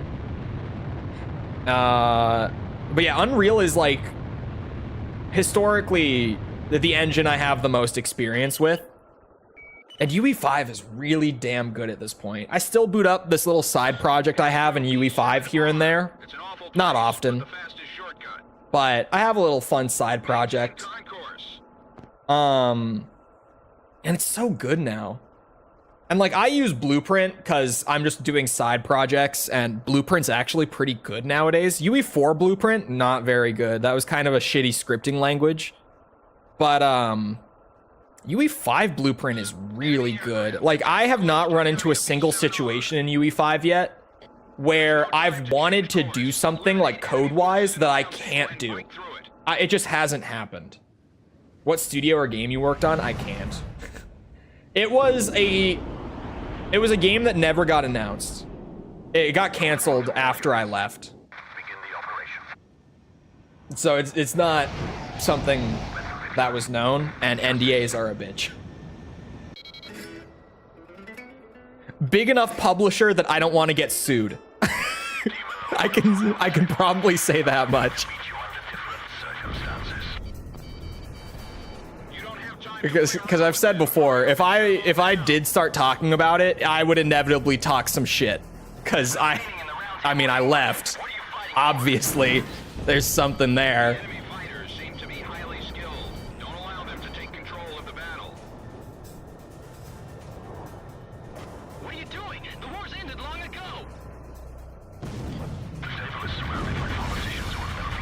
god. Oh, I'm terrible.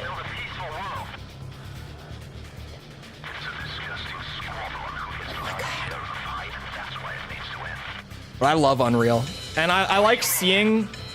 Well, the thing is, like, back with UE4, I actually wasn't the biggest UE4 fan. Like, at that time, I was like, yeah, Unreal has a lot of potential, but it's kind of a wonky engine. But UE5 has kind of turned me around on it, and I'm like, you know, I really like UE5. Like, oop. I genuinely really do like, and some of my favorite games, like, of the last couple of years run on UE5. Tekken 8 is an Unreal Engine 5 game. And it's fucking awesome. And it you know how Unreal has, like, that look to it when there isn't enough effort put in to, like, actually develop an art style of your own within the game? And you can just tell that it's Unreal? Like, a lot of my favorite games that have come out with Unreal haven't had that. Like, they've kind of shifted more towards trying to make the game look like it's not an Unreal Engine game. And, like, Tekken 8, bro, you'd never know. Just looking at it, like, no one would ever look at Tekken 8 and be like, oh, that's Unreal, isn't it? Because I think a lot of people know what I mean with, like, that kind of Unreal Engine look, where a lot of the time you can just tell. But a lot of games that have been using it recently don't really have that. Yeah, hell, Silent Hill 2 comes out tonight. That's in UE5. And despite my various opinions about Silent Hill 2 Remake, despite the fact that I haven't played it yet, just just from seeing the trailers and stuff of Silent Hill 2, I don't think that that game has the Unreal Engine look, at least not entirely. It seems like it has it in certain spots. UE3 had a real look to it. UE3 had a real... It's gotten a little better with each iteration. UE3 was like, bro, every UE3 game, you know that that shit's in UE3. It doesn't matter. UE4 was like most games you can tell.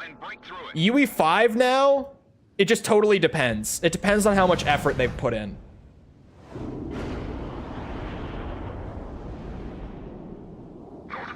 UE games that don't have a good art style to hide the UE vibe. Yeah. You can, if they don't cover it up with actual art design, it's very obvious with Unreal. Unreal has such a distinct look to it once you know what it looks like. Because granted, if you've never seen an Unreal game in motion, you're not gonna have that where you're like, oh, why does it look like that? And it's not even that it looks bad. It's just, you know, if your game looks like you're just using the framework of the engine, your game's gonna look very generic, especially for an engine that's as widely used as Unreal, right? It's gonna look like a ton of other games that already exist. Oh, shit. These guys are just slippery enough that I'm having a hard time even hitting them with the laser.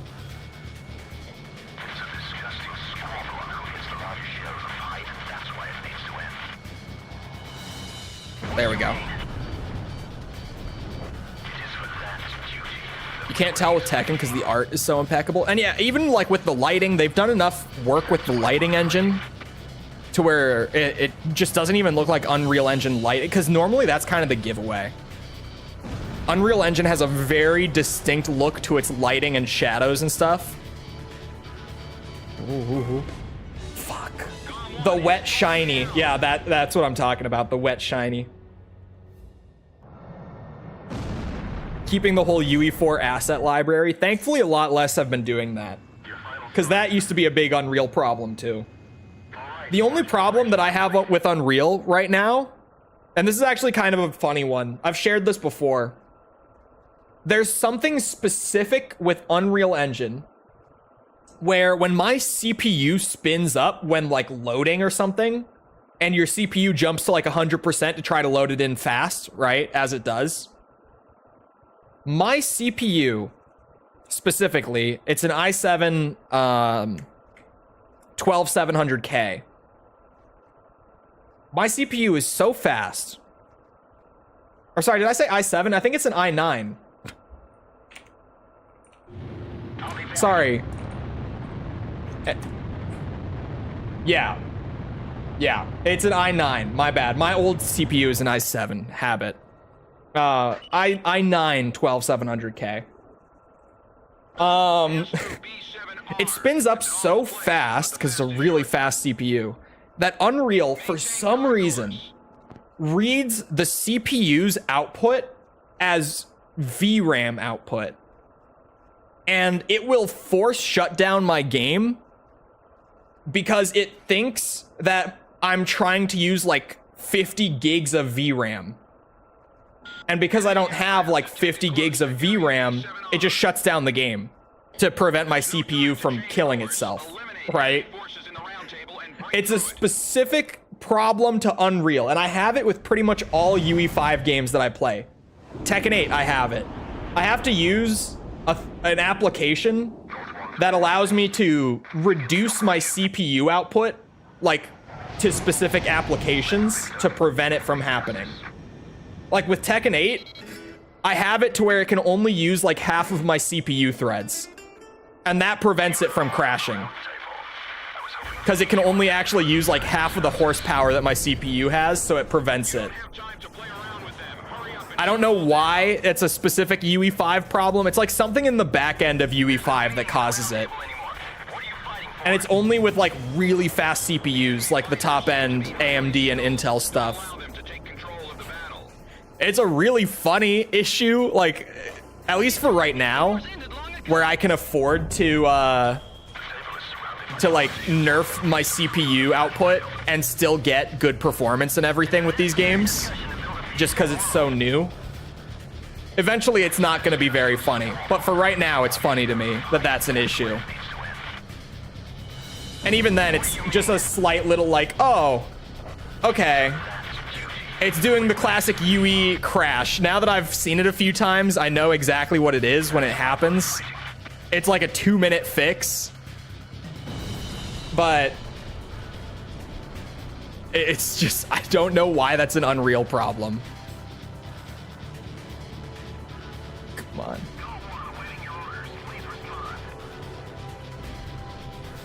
One more? Enemy forces have suffered considerable damage. Galm Team, you're all They sure have. There he goes. We'll see you around. Mirai? I think that's right, Mirai. Mikey, thank you for the sub. Would you like to have co-op mode in AC8 in all missions? I mean, ideally, sure. Obviously,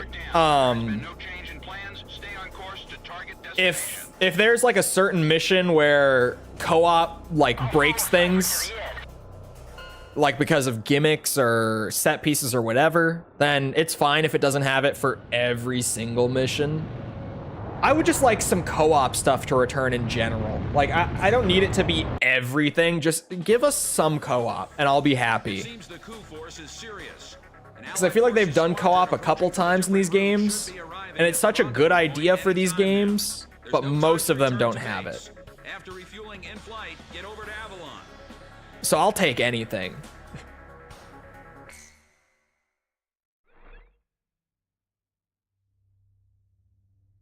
Get down, Mr. President. That is kind of what the... well, that's just a general computer thing, right? Like, if your computer suddenly is like, oh, it's trying to use way more power than we can give it without, like, failing, it'll just close an application, right? That's why crashes happen. In, like, anything, right? In games, Premiere, whatever. Well, unless it's just, like, an actual code error. That's a different story, but most of the time when a crash happens, that's why, is like, even if it's just for a moment, there's a little like, oh shit, we can't handle all this, and it will just shut down the application to not destroy your computer components, right? So that's normal. It's just, for some reason, Unreal Engine reads the CPU spin up as, as VRAM. And I don't know why it does that. There's something in the back end that causes that, and it's really weird. We must stop the V2 launch. Hurry. Like, it's something, I don't know if the engine is trying to, like, judge how much VRAM you need based on how much your CPU is outputting. Like, I don't know why it's a thing in the back end. I couldn't tell you, but it's a really weird thing. They might add co-op to Dead Space again. God help us if they ever did. Granted, I don't think they're going to make another Dead Space game. Just being the realist in the room, I think Dead Space is back to being dead currently, but hopefully I'm wrong, because I fucking love Dead Space. That's one of my favorite gaming franchises. I really like Dead Space. But I genuinely believe that Dead Space is in another... I think it's dead again for the time being. Because last we heard, like straight from EA's mouths, the remake performed well, but not as well as they were hoping it would. Which is crazy, because I feel like so many people played it. But that's what they said. It didn't meet their internal targets for it. So they're not doing more remakes. And they're not planning on doing any new games either. So I think Dead Space is dead again. Despite having a really good release last year that I feel like so many people bought and played, and like everyone pretty much loved it. But I don't know, man. Those devs that made it left. The remake was amazing. The remake was fantastic. It's just EA wanted it to do better than amazing. Like, EA had unrealistically high expectations for the game, sales-wise. And because it didn't meet those, they're just not gonna follow it up.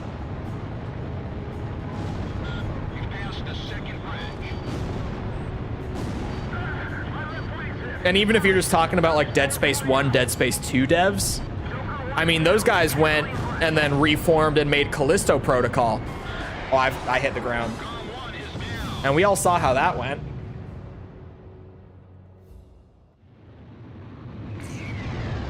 Obviously not the entire team came back for that, but you know.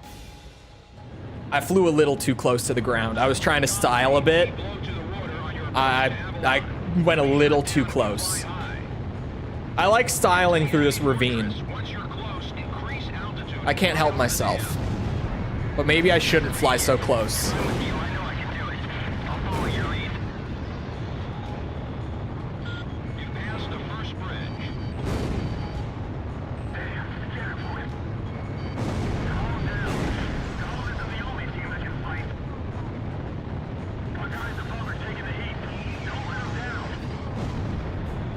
To be fair, Callisto Protocol wasn't bad. It's just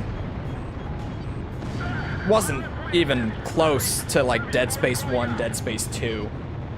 But I'm relatively chill with Callisto Protocol nowadays. I was kind of upset at launch just because it was so below what I had expected it to be. But nowadays, I gave it a replay like a good bit after it came out, and I was way more chill about it after that. But yeah, when I played it at launch, that was rough. I was so disappointed with that game. Even like at the end of my first like 4 hours with it, at the end, because I reacted on stream, as you do. I played it for the first time on stream blind. And at the end of that stream, I was like, you know, it's not terrible. But you could hear, I was just like, man, this is not what I wanted this to be. It's a nice B-horror. Yeah, it's fine. Gets a chuckle out of me because of the coffin. The lore! This thing should just it should like autopilot off the ground. You know, actually, that would be hilarious. You know how Mario Kart does that? Like, you can have the Mario Kart autopilot that will just keep you from hitting the walls and stuff. Imagine if they had something like that in the coffin planes to prevent you from hitting the ground. That would be hilarious. We will carry out the new creation of destruction through the If your power of plane would just like righteousness. have a mind of its own a little bit and just slightly pull up so you don't run into stuff. Authorities, all will be liberated. This Because I mean, in Mario Kart, world with no boundaries will create. like if you're a newer player to the game and you don't really know that it's doing that, you barely even feel the Will erase these autopilot in there. Obviously, if you get used to the game without it, like a lot, and then you turn it back on, you're gonna notice it. But people who are new to Mario Kart don't even like realize how much it's helping them because it's so natural. These barriers can even withstand nuclear attacks. Show them what Avalon is all about. I got it for free on the Epic Store. That also, cause friend of the show, False. I had her like as soon as I saw it was free on Epic, I messaged her and was like, grab it, because she's a big horror fan, and I'm like, this isn't the greatest horror game by any means, but for a free horror game, it's pretty good for a free game, that's for sure. Like, I may have paid $60 and been disappointed, but if I got it for free, I would not have felt the way I did if I had gotten it for free. I would have been so much more chill about the game. Well, to be fair, also at launch, it was just missing a bunch of shit that they were like, oh yeah, we'll add it in updates. And it was like, but why? Like, New Game Plus is so huge for a game like that. If you've played it, you know. Like, New Game Plus in that game is huge for like replayability and all that. Just wasn't there when the game came out. I almost just crashed. We ignore it. So at launch, like, you legitimately could only max out like 1, maybe 2 weapons or like pieces of gear or whatever per run. And if you wanted to go and experiment with other weapons that were like actually upgraded, you had to start over from scratch and work your way up to it like from square one. Which just, I don't know why New Game Plus wasn't there at launch. Even to this day, I'm like, what the fuck were they cooking with that? Why did they just not have that ready for day one? We did it! We stopped the V2 launch! The fighting is over! We're confirming the situation. Cipher, Such a simple feature to not have on launch too, right? Like just being able to carry over your upgrades into a new playthrough. Avalon is following hard. I got a girlfriend back at the base. I'm gonna propose to her when I get back. I even bought flowers. I don't think they added New Game Plus until the DLC came out. And apparently that DLC sucked. I never bought it. I never tried it. But I heard it wasn't very good. You bounce off the ground instead of crashing? Yeah. Obviously that is just like funny rubber band kind of stuff. It's like, I've seen it happen, of course. Have you seen me fly? I hit the ground. I do it. But it almost just looks like goofy the way it is there, where you just like, you still collide and you lose health, but like you legit, it's like you hit a, what's it? It's like you're hitting like a spring coil in a cartoon. It's like boing, you just bounce right off of it. You can almost hear the sound. That's a little silly. Like the Mario Kart idea is actually, that would be a really cool way of doing it if they wanted to. A trampoline. Yeah, you just, the way you bounce off of it is so silly. The Mario Kart idea could work. Just having like a little subtle bit of autopilot kick in when you're getting near the ground. But then that might feel annoying. I don't know. I feel like it would be kind of hard to balance it. Like to give players enough freedom and expression with it, but also have it there. Phase 1 analysis complete. Transmission from enemy craft detected. Simulate, don't remind me. Don't remind me of the plot twist at the end of Ace Combat 3.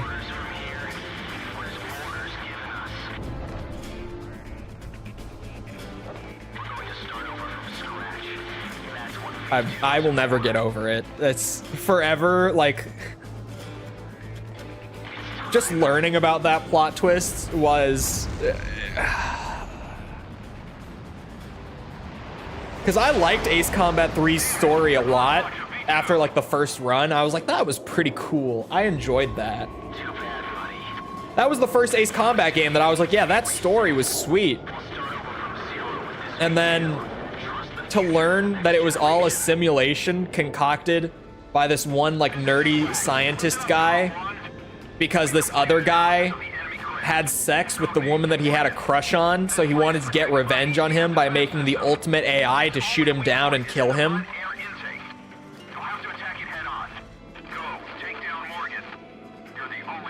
What? Like, I'm still, every time it comes up, I still just sit there and I'm like, man, that might be one of the worst character motivations ever. Bro, huh? That's legitimately the plot twist at the end of Ace Combat 3. None of it actually happened. It was all a simulation. Because this guy's crush liked this other guy and they had a relationship. So he made the ultimate AI and trained it using those simulations to kill the guy. One of the stupidest plot twists ever. It is so dumb. It's like almost so bad it's good in that sense, where it's so dumb that you're like, okay, but it's kind of funny that that's actually the like motivation behind the whole story. But man, it's something.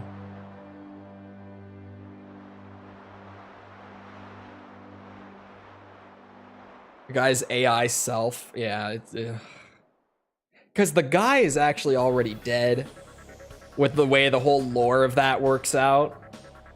I talked about it before. I didn't understand like the lore implications behind the like what did they call it? The process of transferring them to the digital world. They had like a name for it that I can't remember. But I misunderstood it, where I thought it was like actually transferring the person's consciousness into there. But it took someone else explaining it who was way smarter than me and understood the story way better than me, that it's not actually that the person's consciousness gets like uploaded into there. It's that they just make a digital copy of their consciousness. It's like a whole separate being that gets created in the sublimation process. Thank you, sublimation. It's not the original person at all. It's just a copy of them.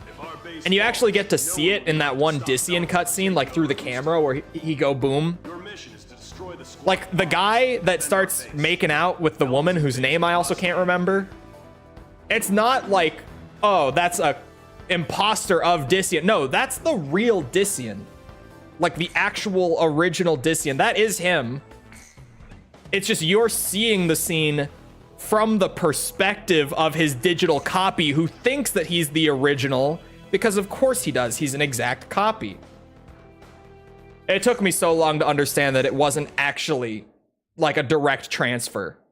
It's just creating a whole second being. Which is honestly way cooler.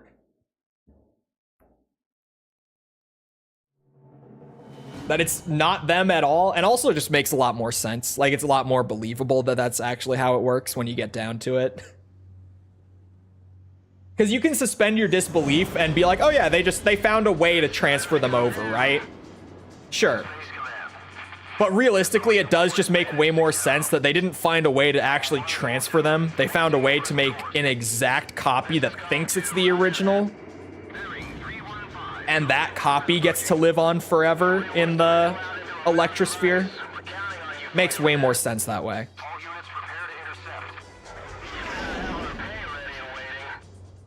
Why are there still so many? This is the last 18. This is the last lap that we're starting now. One last playthrough of AC0, boys. Just one more. And then it's all over. I'll need to make sure that... Oh no, my ACX copy will work. Never mind. For some reason I thought that would be on my old PC, but that was the Armored Core stuff. the elation when you 100%. It's not even gonna be elation. It's just gonna be like, oh my god, I'm free. It's gonna be relief. I'm gonna like lay back in my chair, let out the longest exhale of my life. Let's get this job over with and suck up a little hot wine. It's gonna be just relief. It's not even gonna be like excitement or anything. It's just gonna be, oh, I'm free. Because again, 0 is fun. But oh my god, this is way too much of just doing the same thing on repeat. It's the bad kind of 100%. Where it's not like, oh, it's such a rich and like varied game that you can just spend like 70 hours playing and not have done it all. It's like, no, it just, to actually have like completed everything through the game's criteria, you just got to do the same shit like 15 times. It's the bad kind. It's not a Red Dead 2 100%. It's Come on, Pixie, leave a few for us, will ya?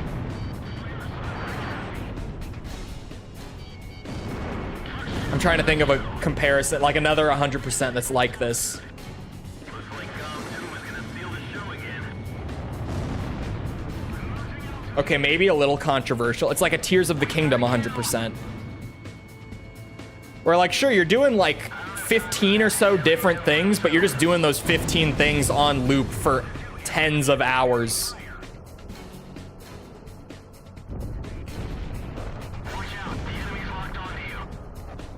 Yeah, AC6 is a good one. I mopped up those escort planes. Not like one of the best 100%s I've ever done, but or AC6 is in Armored Core 6. Sorry, I read it with the abbreviation. On-screen chat isn't a thing anymore. Thank you, YouTube. Attack unit has been successfully intercepted. Oh, we'll fly everything. We've been flying like every plane at least a little bit in each game. I've been going out of my way to do it. Cipher, I got a feeling you and me are gonna get along. Have you heard of Project Wingman? God damn it. Buddy. Yeah, I stand by, like, whenever I think of some of the most enjoyable 100%s I've ever done, the one that always comes to mind for me is Red Dead Redemption 2 immediately. It all started on Fucking that love snowy it, day. man. That's such a good 100%. My first That impression alert was fast. Just binged your MGS vids had whilst potential. recovering from surgery. It's been the best way to kill time. This isn't much, but thanks for all the content. No, that's fine. I'm glad that you enjoyed them. I appreciate it. Thank you for the 5. And recover quickly. And there was a whole lot of response. Wholesome Chungus. Did you really have to say that? Did you immediately have to follow up with Wholesome Chungus? I'm shocked the alert came through that fast. I've never seen a super chat alert go that quick. Like, you guys who have been around know, normally it comes through and I'm like, I can't see it. Blah, blah, blah, waiting for TTS. But that was like immediate. I saw it and it popped through at the same time. Over the RA River, all I'll have take been it. guarded by the Belkan Armored Corps. The what? Securing this route is critical. Sorry. to Russio's attack The on like 2 words that I heard at the end. Armored Destroy the Core. Belkan ground units blocking passage along this route, and secure the supply line between our forces. They have one of those? It says Wholesome Chungus sometimes. God. At least my brain rot isn't that bad. Yet. I was just joking with False like last week that my brain rot is pretty bad. Like to the point where I can't hear the phrase "you're pretty good" without doing the finger guns and saying it back. Calm 1, you are cleared for takeoff. I just can't at this point. It's just complete brain rot. It's like a natural, like my body just reacts without thought. It just happens. I hear the phrase "you're pretty good," finger guns immediately. Of course it was the Belkans. I can't believe I've never caught that line that he just randomly is like the Belkan Armored Corps. Obviously different corps, but you're pretty good. I can't hear tourist anymore without thinking of Cinder Carla. Yeah, Armored Core 6 100% is good. It's just not like the best. Man, Red Dead Redemption 2, it was like almost a transcendent experience. Although for me also, when I did it, it was the first game I ever streamed through on YouTube when I came over from Twitch to YouTube. It was 100%ing Red Dead 2. And I did it in the way where like I did all the 100% stuff along the way, like mixed in with the main story. So that by the time I did the final mission of the game, that was the end. Like I already had completed all the side content before I finished the main story and everything. So it was just, it like all blended together in such a natural way doing it like that. And Red Dead 2 is one of those games where like that 100% took like 160 hours or something like that, right? And yet it felt like I was always doing something different, like something new, pretty much the whole time. Aside from the horse riding, that's always the meme with Red Dead 2. It's just how long it takes to ride your horse everywhere. But doing it as like a stream game also weirdly made the horse riding really nice because it takes pretty minimal attention to ride the horse. So I could just like casually, pretty much anytime I was traveling from point A to point B, I could just, it would become like a just chatting segment of the stream whenever I was traveling. And then like it would be over for a bit, like there would be something to do, and then I would go back to just chatting while I went to the next place. And it was such a good 100% experience on stream. I think doing it on stream enhanced it a lot. But from that perspective, it was like incredible. Why'd you transition to YouTube? I didn't, okay. It's hard to word it. I got kind of doomer around Twitch at the time because I'd been on Twitch for a few years. And I just started seeing Twitch kind of move in the wrong direction, like as a business. And I still am in this camp, for the record. This hasn't changed in like the last 3 years since I switched.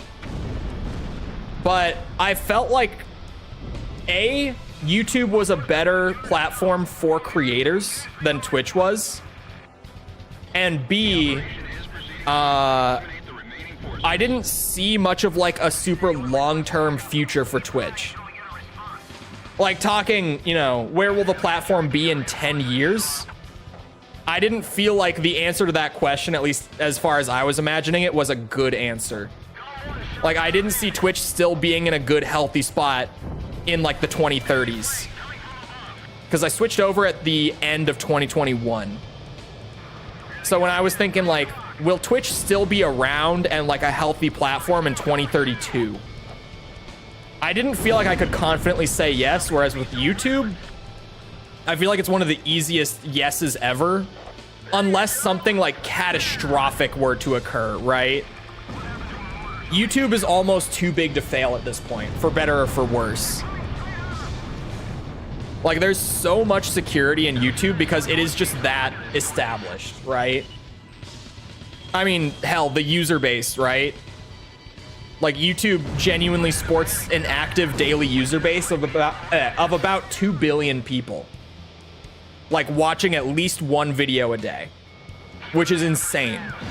Like that scale, considering that there's what, 7.5 billion people on the planet. Like 1 in 3 people watch a YouTube video at least once a day.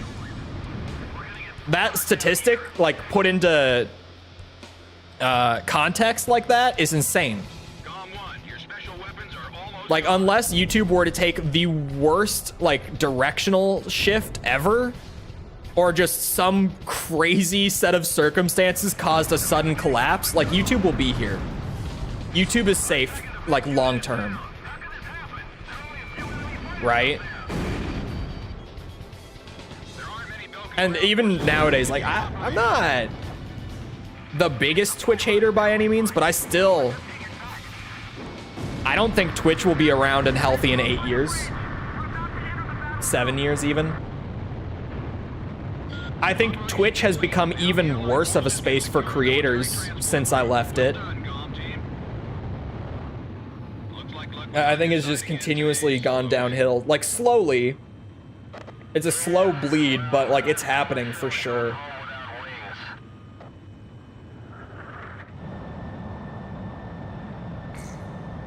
I'm a bit of a doomer about Twitch. Not a total doomer. The mission was a success. Not like, oh my god, it's gonna die this year. Like, there are people like that who every year they're like, this is the year that Twitch dies. It's gonna completely go out. Everyone's gonna stop using it. But I think over the course of like the next 7-8 years, I think Twitch will die like a slow, gradual death.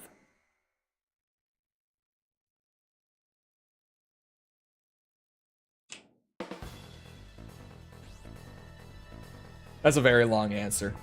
I just yapped for like 5 minutes off of that. Head Operations has issued an emergency order for a reconnaissance mission to be conducted near the border. You will be monitoring the airspace B-7R, currently under Belkan control.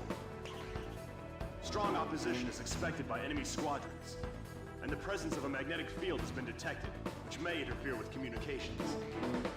Sorry, I'm distracted by this one YouTube comment. Slowly, gently. Unless you're splashing around in a paddling pool wearing a skimpy bikini, I don't think Twitch is great. They call him the throat goat because he talks so much. I mean, even the fact that I yap the way I do nowadays, well, it's probably the reason that my voice hasn't healed very well over the years. But even like if my doctor knew how much I actually yap on a day-to-day basis, I think he would be fucking pissed. If he actually understood how much I talk. Because he knows, I'm like, well, yeah, because of what I do, like, talking is, like, my voice, like, I can't do my job without my voice. If I'm not talking, I'm not working. And he gets that, but I don't think he understands that I actually sit here and talk at, like, full volume, practically non-stop for, like, 4 hours a day on average. Fighting under the same conditions. No, like 3 hours a day at minimum. Normally a little more for video stuff. And then normally also a little more like if someone calls me, like a friend calls me or whatever. I think if he actually knew, he would probably be pissed. How close are we to the end? This is, including this mission, 16 more. We're close. I can smell it. I can feel it. The end. Too tired for talking in a normal voice? No, normally I just tough it out. It'll hurt near the end of the day sometimes, but I sleep it off and I'm good to go in the morning. Normally. Every once in a while, I push it to the point where it still hurts like the next morning. But normally, I sleep it off and it's good.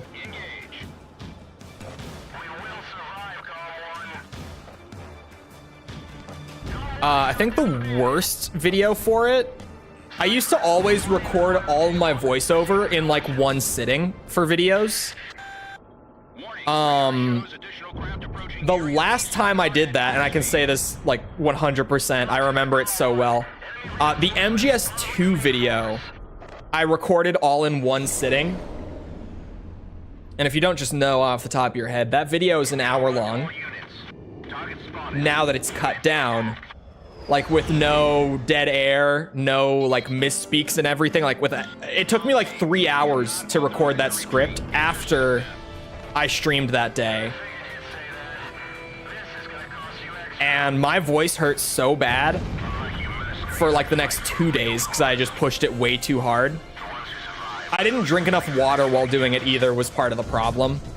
Because it's one of those things that you don't really realize until after the fact that you fucked up. That was the last video that I recorded the entire script in one sitting. Because that hurt so bad that I have not done it a single time since. Even for shorter stuff, I still just don't. I break it up into pieces. I do a little bit at a time. because man, that was not fun.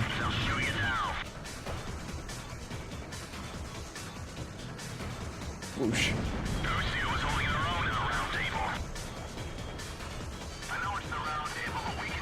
Totally sound like alternate titles. They kind of do. Oh god.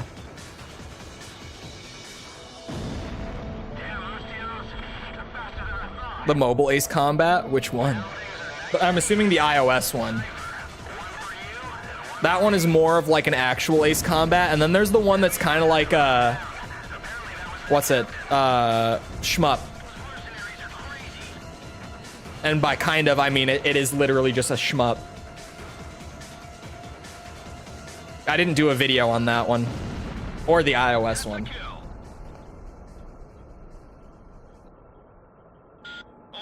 I'm kind of shocked that Assault Horizon is winning. I figured Assault Horizon would lose here just by virtue of being Assault Horizon. Yeah, Northern Wings, that's the one. That's the shmup. Operations Command.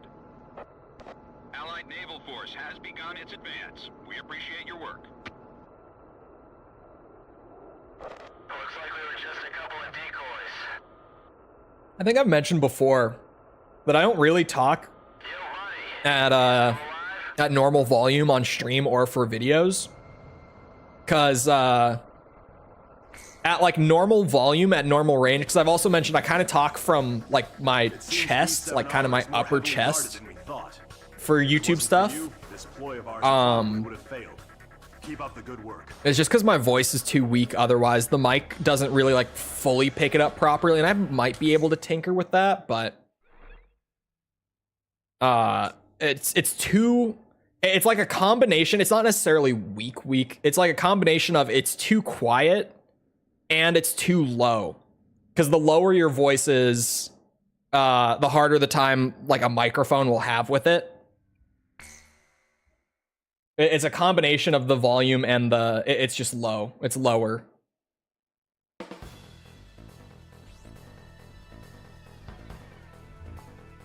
I've done it for like the end of the video sometimes, because sometimes I record like those little outro bits. Sometimes I'll record those at like 5 a.m. And so I'll just kind of naturally do it like that without even really thinking about it. But when I'm doing that, I'm like right up on my microphone when I do it. I'm like right next to it. The Belkan forces occupying the Futuro Canal must be I'm like in your ear with it. You will be given a choice of missions in this joint operation. Literally changes who destroys the Arcbird. What? 3 air missions. First, there is Operation Galm What? Team. This is an air-to-air surface operation. Why? Its objective is to wipe out Why would they? air squadrons, Like, what is the port purpose? facilities, and surface weapons. My buddy just messaged me. This is an air-to-surface operation. My buddy just messaged me an hour and 22 minutes with a gif of RDJ rubbing his hands together like this.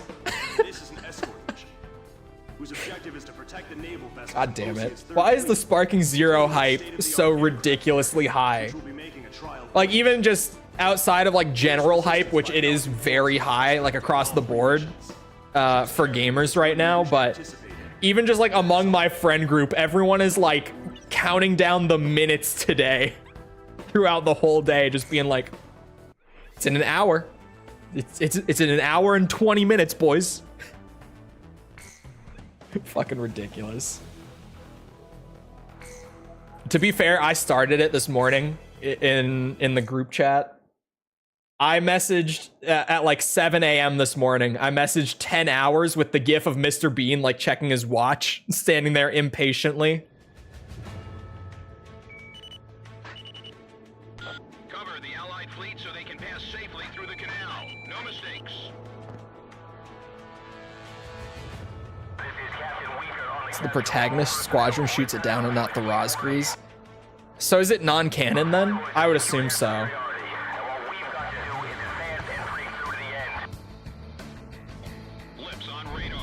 Because, I mean, well, I guess the Rosgrees aren't, at least not from memory, mentioned by name in 7 or anything, but everything from 5 still seems very canon in 7. just from like the couple elements that are directly carried over. Suck it, Pale King. Path of Pain is actually the one thing in Hollow Knight that I never did, because nothing like for platinum or anything like that requires you to do it. So I just said, you know what? I don't need to go through that for literal no reward other than just bragging rights. I don't need to. So I didn't. I've done everything else in Hollow Knight other than Path of Pain. Non-canon, okay.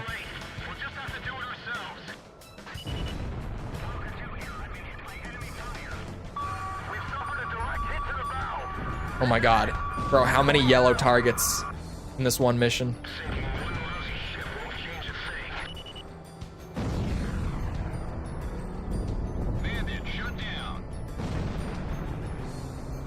Takes us back to the best days.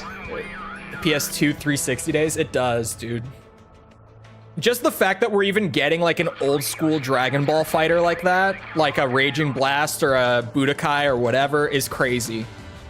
And that we're getting it like at the scale that we used to get it, with like all of the characters and the modes, and just like the game isn't balanced at all because they leaned into like, yeah, fucking the Super Saiyan Blue Vegito.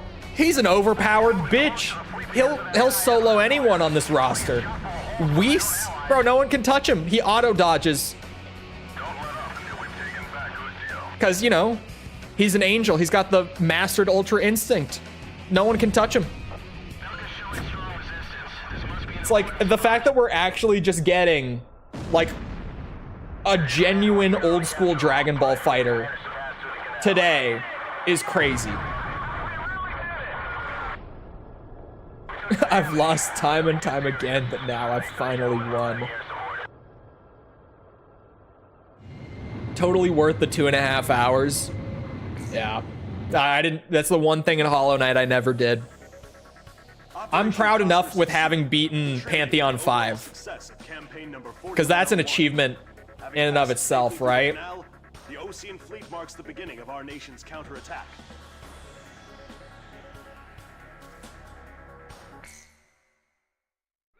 I hope the only way to ban characters is just to punch your friend when they pick them.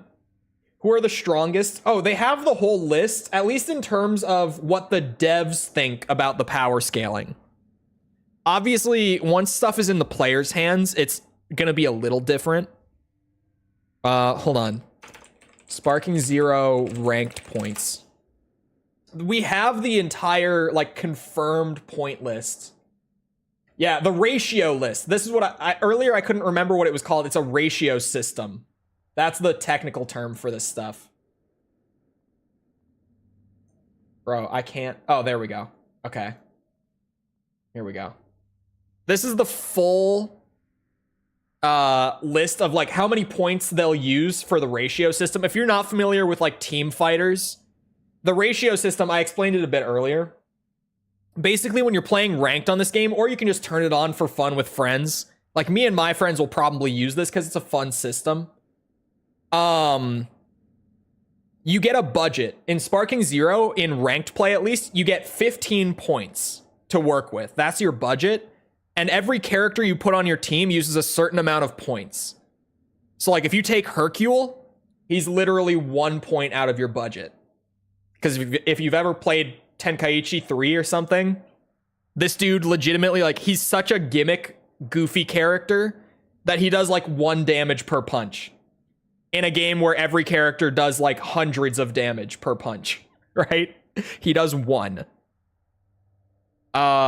So according to the devs and how they balanced it, at least, the very top tiers, the 10-point characters, are both of the blue fusions, Super Saiyan 4 Gogeta, and then Beerus and Whis. Those 5 are gonna be like the ones that cost you so much that they're maybe not even worth taking. But according to the devs, they're gonna be by far the strongest. I was surprised to see that UI Goku's only gonna be in 9. Both of the full power Brolys, Z and Super, are only 9. Fuse Zamasu's only 9, which is crazy to me. Jiren's only 9. But the 9 category is also pretty small. Oh, I didn't even catch that UI Sign Goku is in 8. I didn't even notice that. I was really just looking at like the very top and the very bottom. I didn't look too much at the middle. Man, even the base fusions are 7 points. Oh yeah, and all the Super Saiyan fusions are in 8 points. Okay. Sorry, now I'm distracted. Is there anything that's like crazy or super out of place or anything? I'm curious now that I'm like really eyeballing it. Bro, they put Super Saiyan 4 Goku in the same tier as like Blue and UI Sign. Is he gonna be that strong? Imagine having to balance 180 plus. That's the thing, they don't. If you haven't played these older Dragon Ball games, they're fighters, but they legitimately, they just stick to the power scaling of the show. So they go in and they're like, yeah, these guys are supposed to kick everyone's ass. These guys are supposed to be broken. And they just let you have it. Metal Cooler in 7, that is kind of weird. Now that you point that out, that's a little weird. Grade 8 Baby is only in 7? He must be way weaker than he was in the old games, because this guy was broken as shit in the old games. Is there anything that's like super out of place? Man, yeah, all the Super Saiyans all up there in like the 7, 8, 6 points. That's a whole lot of yellow hair. The kids are in 5. Well, the kids in Super Saiyan are in 5. Looks like most of Goku and Vegeta's base forms are in 5. Bro, Piccolo Fused is in 5? Like, yeah, my camera kind of covered it. I was like, am I covering that? No, not really, but Fused Piccolo. Base Super Broly in 5? That might be a little low. Hold on.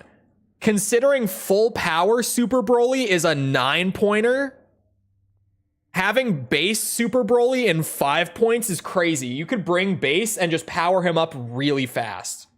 No Beast Gohan. Nothing from Superhero for some reason. Superhero is on the year 1 DLC pass. All the superhero characters are going to be DLC this year. Or I guess this next year, like in the next few months. We don't know why. Because Daima Goku, yeah, mini Goku there. He's a 4-point. He's like the pre-order exclusive character. You have to pre-order the game to get Daima Goku at launch. He'll probably be like $5 down the line or something. Who knows? But yeah, it's weird. The year 1 DLC is going to be Superhero. So all the characters from that movie. And then a bunch of Daima characters. They also, like, Daima's going to be DLC this next year. Nothing else that's crazy. Man, they did Bardock dirty. He's a 4-pointer. They put Bardock on the same level as, like, base Goten. As Dr. Wheelo. Oh my god. Wait, they put androids 19 and 20 in there too. Okay, that's kind of funny. Raditz and Nappa are 3-pointers. Oh, where's Cell Jr.? Hold on, because he's right there in 3 points. I was like, if Cybermen are 2, Cell Jr. is a 3, so you could still take a full team of Cell Jr. on ranked if you wanted. I know how to distract him. Greedo shot first. Greedo did not shoot first. Oh man. The bottom tiers are kind of... Roshi max power is a 2-pointer? No, come on. No, dude. He's got to at least be like a 3 or a 4. Come on now. You can't do Roshi like that. You can't have Roshi in the same tier as Chaozu and Yajirobe. That's fucked up. That's fucked up. That ain't right.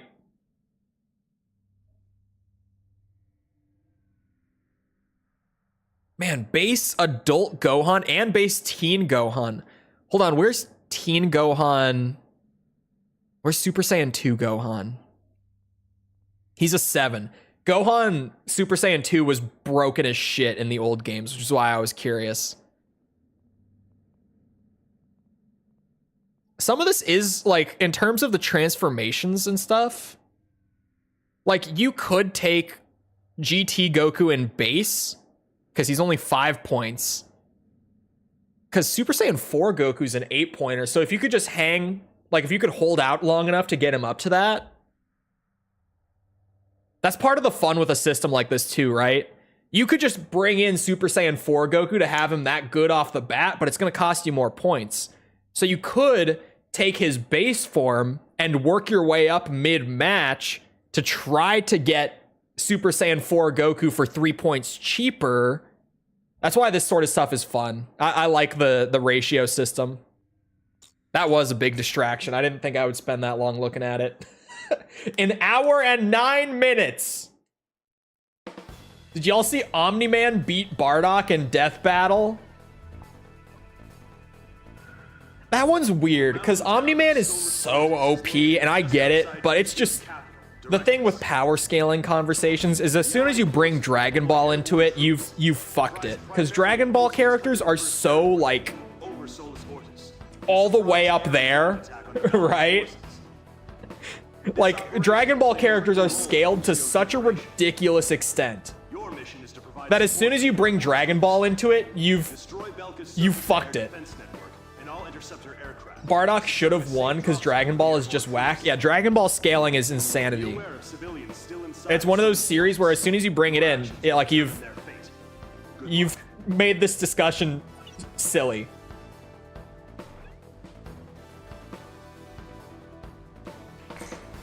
It's 500 billion times the speed of light. See the speed?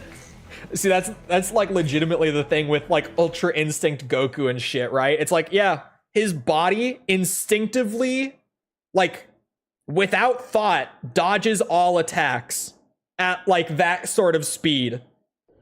So that's where really you bring Goku into it and you have made this such a stupid conversation. One Punch Man, One Punch is another one of those.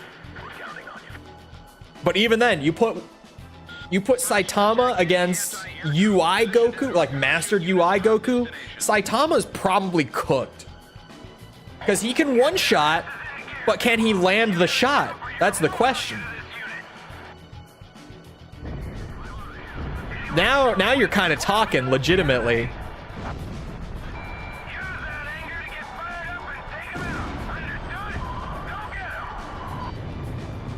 It even depends with One Punch Man at this point, because especially Dragon Ball Super's power scaling is so fucked up and ridiculous. Ultra Ego Vegeta, where he just tanks it. Honestly, Ultra Ego Vegeta probably would smoke Saitama. And people who don't know Ultra Ego are like, oh, no, that can't be true. But you don't understand the mechanics, the workings of Ultra Ego. It's literally the more damage he takes to his body and the more fired up he gets, the more powerful he gets in return. It's a really cool form. I fucking love it. But that one game? What one game?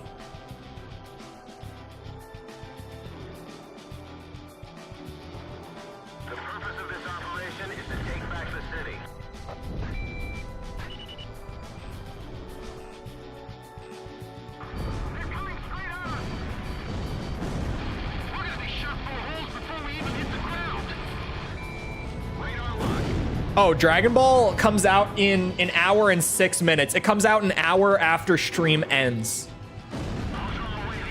Because of course. And people want Silent Hill 2 sooner, so we're doing Silent Hill tomorrow, and then Dragon Ball on Wednesday. Do me a favor and miss, he says. Our job is to keep the Belkan planes busy. AA guns destroyed. I thought Hazard mentioned it. Yeah, it comes out today, but like in the afternoon. UE Vegeta is Zenkai Boost the form. He really is. Like, unless you actually one-shot kill him, like, unless you actually just, his whole body ceases to function when you hit him, you're fucked. Because he's gonna get amped based on how much damage his body just took.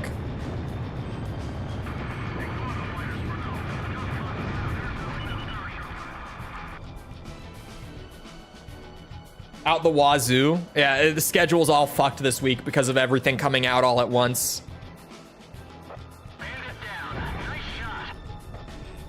And even then, I thought both Silent Hill and Dragon Ball were today at first. So I was like, oh, I have to figure out what we're doing today between those. And then I was like, oh no, Silent Hill isn't until Tuesday, so we're fine. And then yesterday I went to check the release time for Sparking Zero just to be sure, just to be safe, and realized that it didn't come out until after stream. So it turns out they are both coming out on the same day, a day after I thought.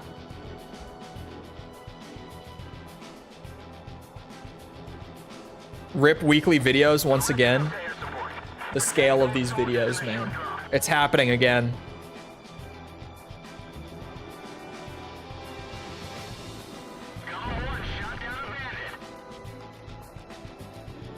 Later this week, maybe. Maybe, I don't know.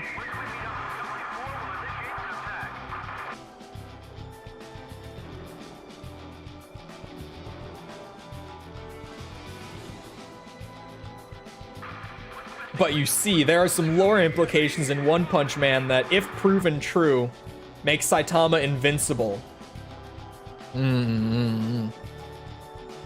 Yeah, One Punch is another one that gets really fucked up.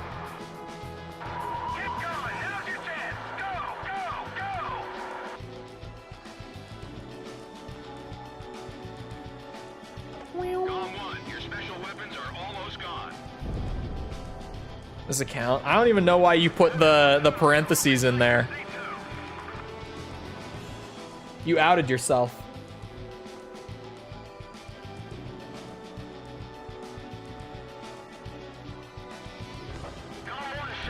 You can't even be a ghost anymore.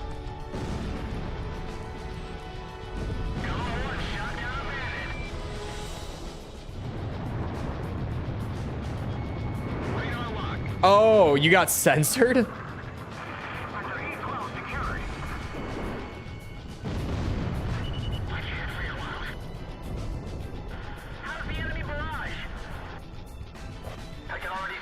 I didn't want to be a ghost. Uh-huh.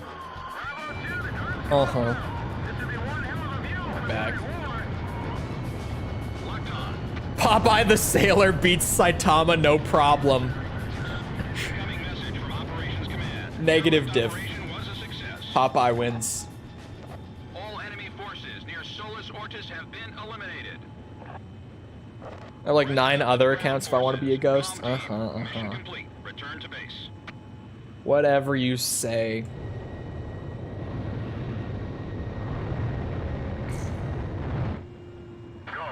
Is Desi false? No. Oh!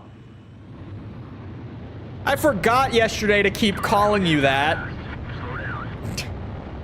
I'm not letting this joke die. Not yet, at least. It's still funny. It just takes a little brain rewiring. That's all.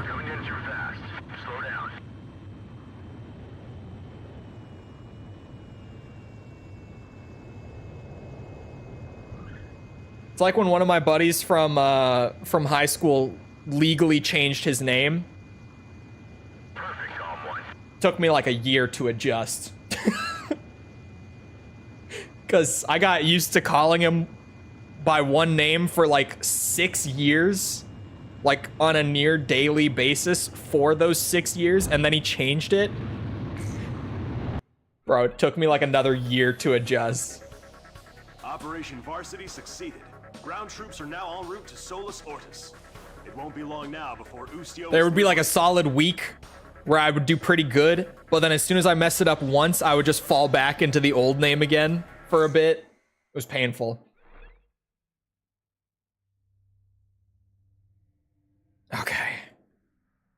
13 more.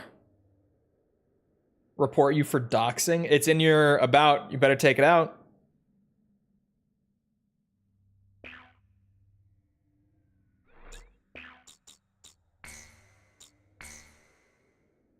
I made so much progress today. I absolutely cooked through ranks today. I thought we were going to have 3 more streams, including this one. I got it down to comfortably being just 2 more.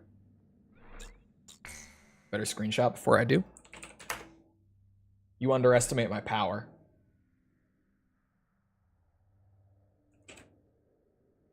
Shit. I'm going to want the branding.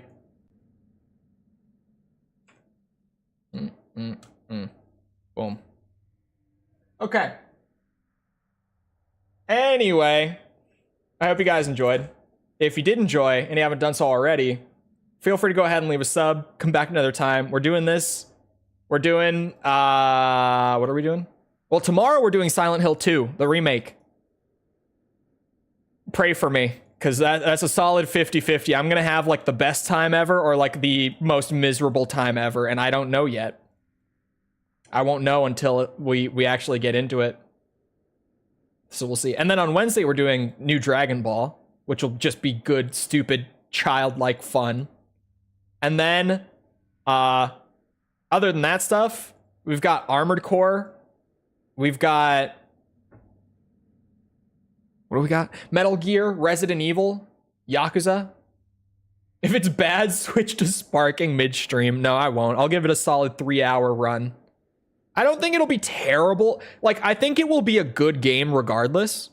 The question is it going to live up to Silent Hill 2? Like, that's the worry here. Anyway. Also, if you enjoyed, leave a like, algorithm. You know how it goes. If you're looking for links to anything outside of YouTube to engage with the community, check out links in the description. Twitter, Discord server, whatever. Those are down there. If you're... Oh, I already said that. I was going to say the link thing again. Never mind. Once again, I hope you guys enjoyed. If you didn't... Bro, I looped. Holy shit, my brain. It's the Sparking Zero hype. It's clouding my thoughts. I hope you guys enjoyed. I hope you all have a great rest of your day. Thank you for coming to stream. I hope to see you back here next time. Goodbye.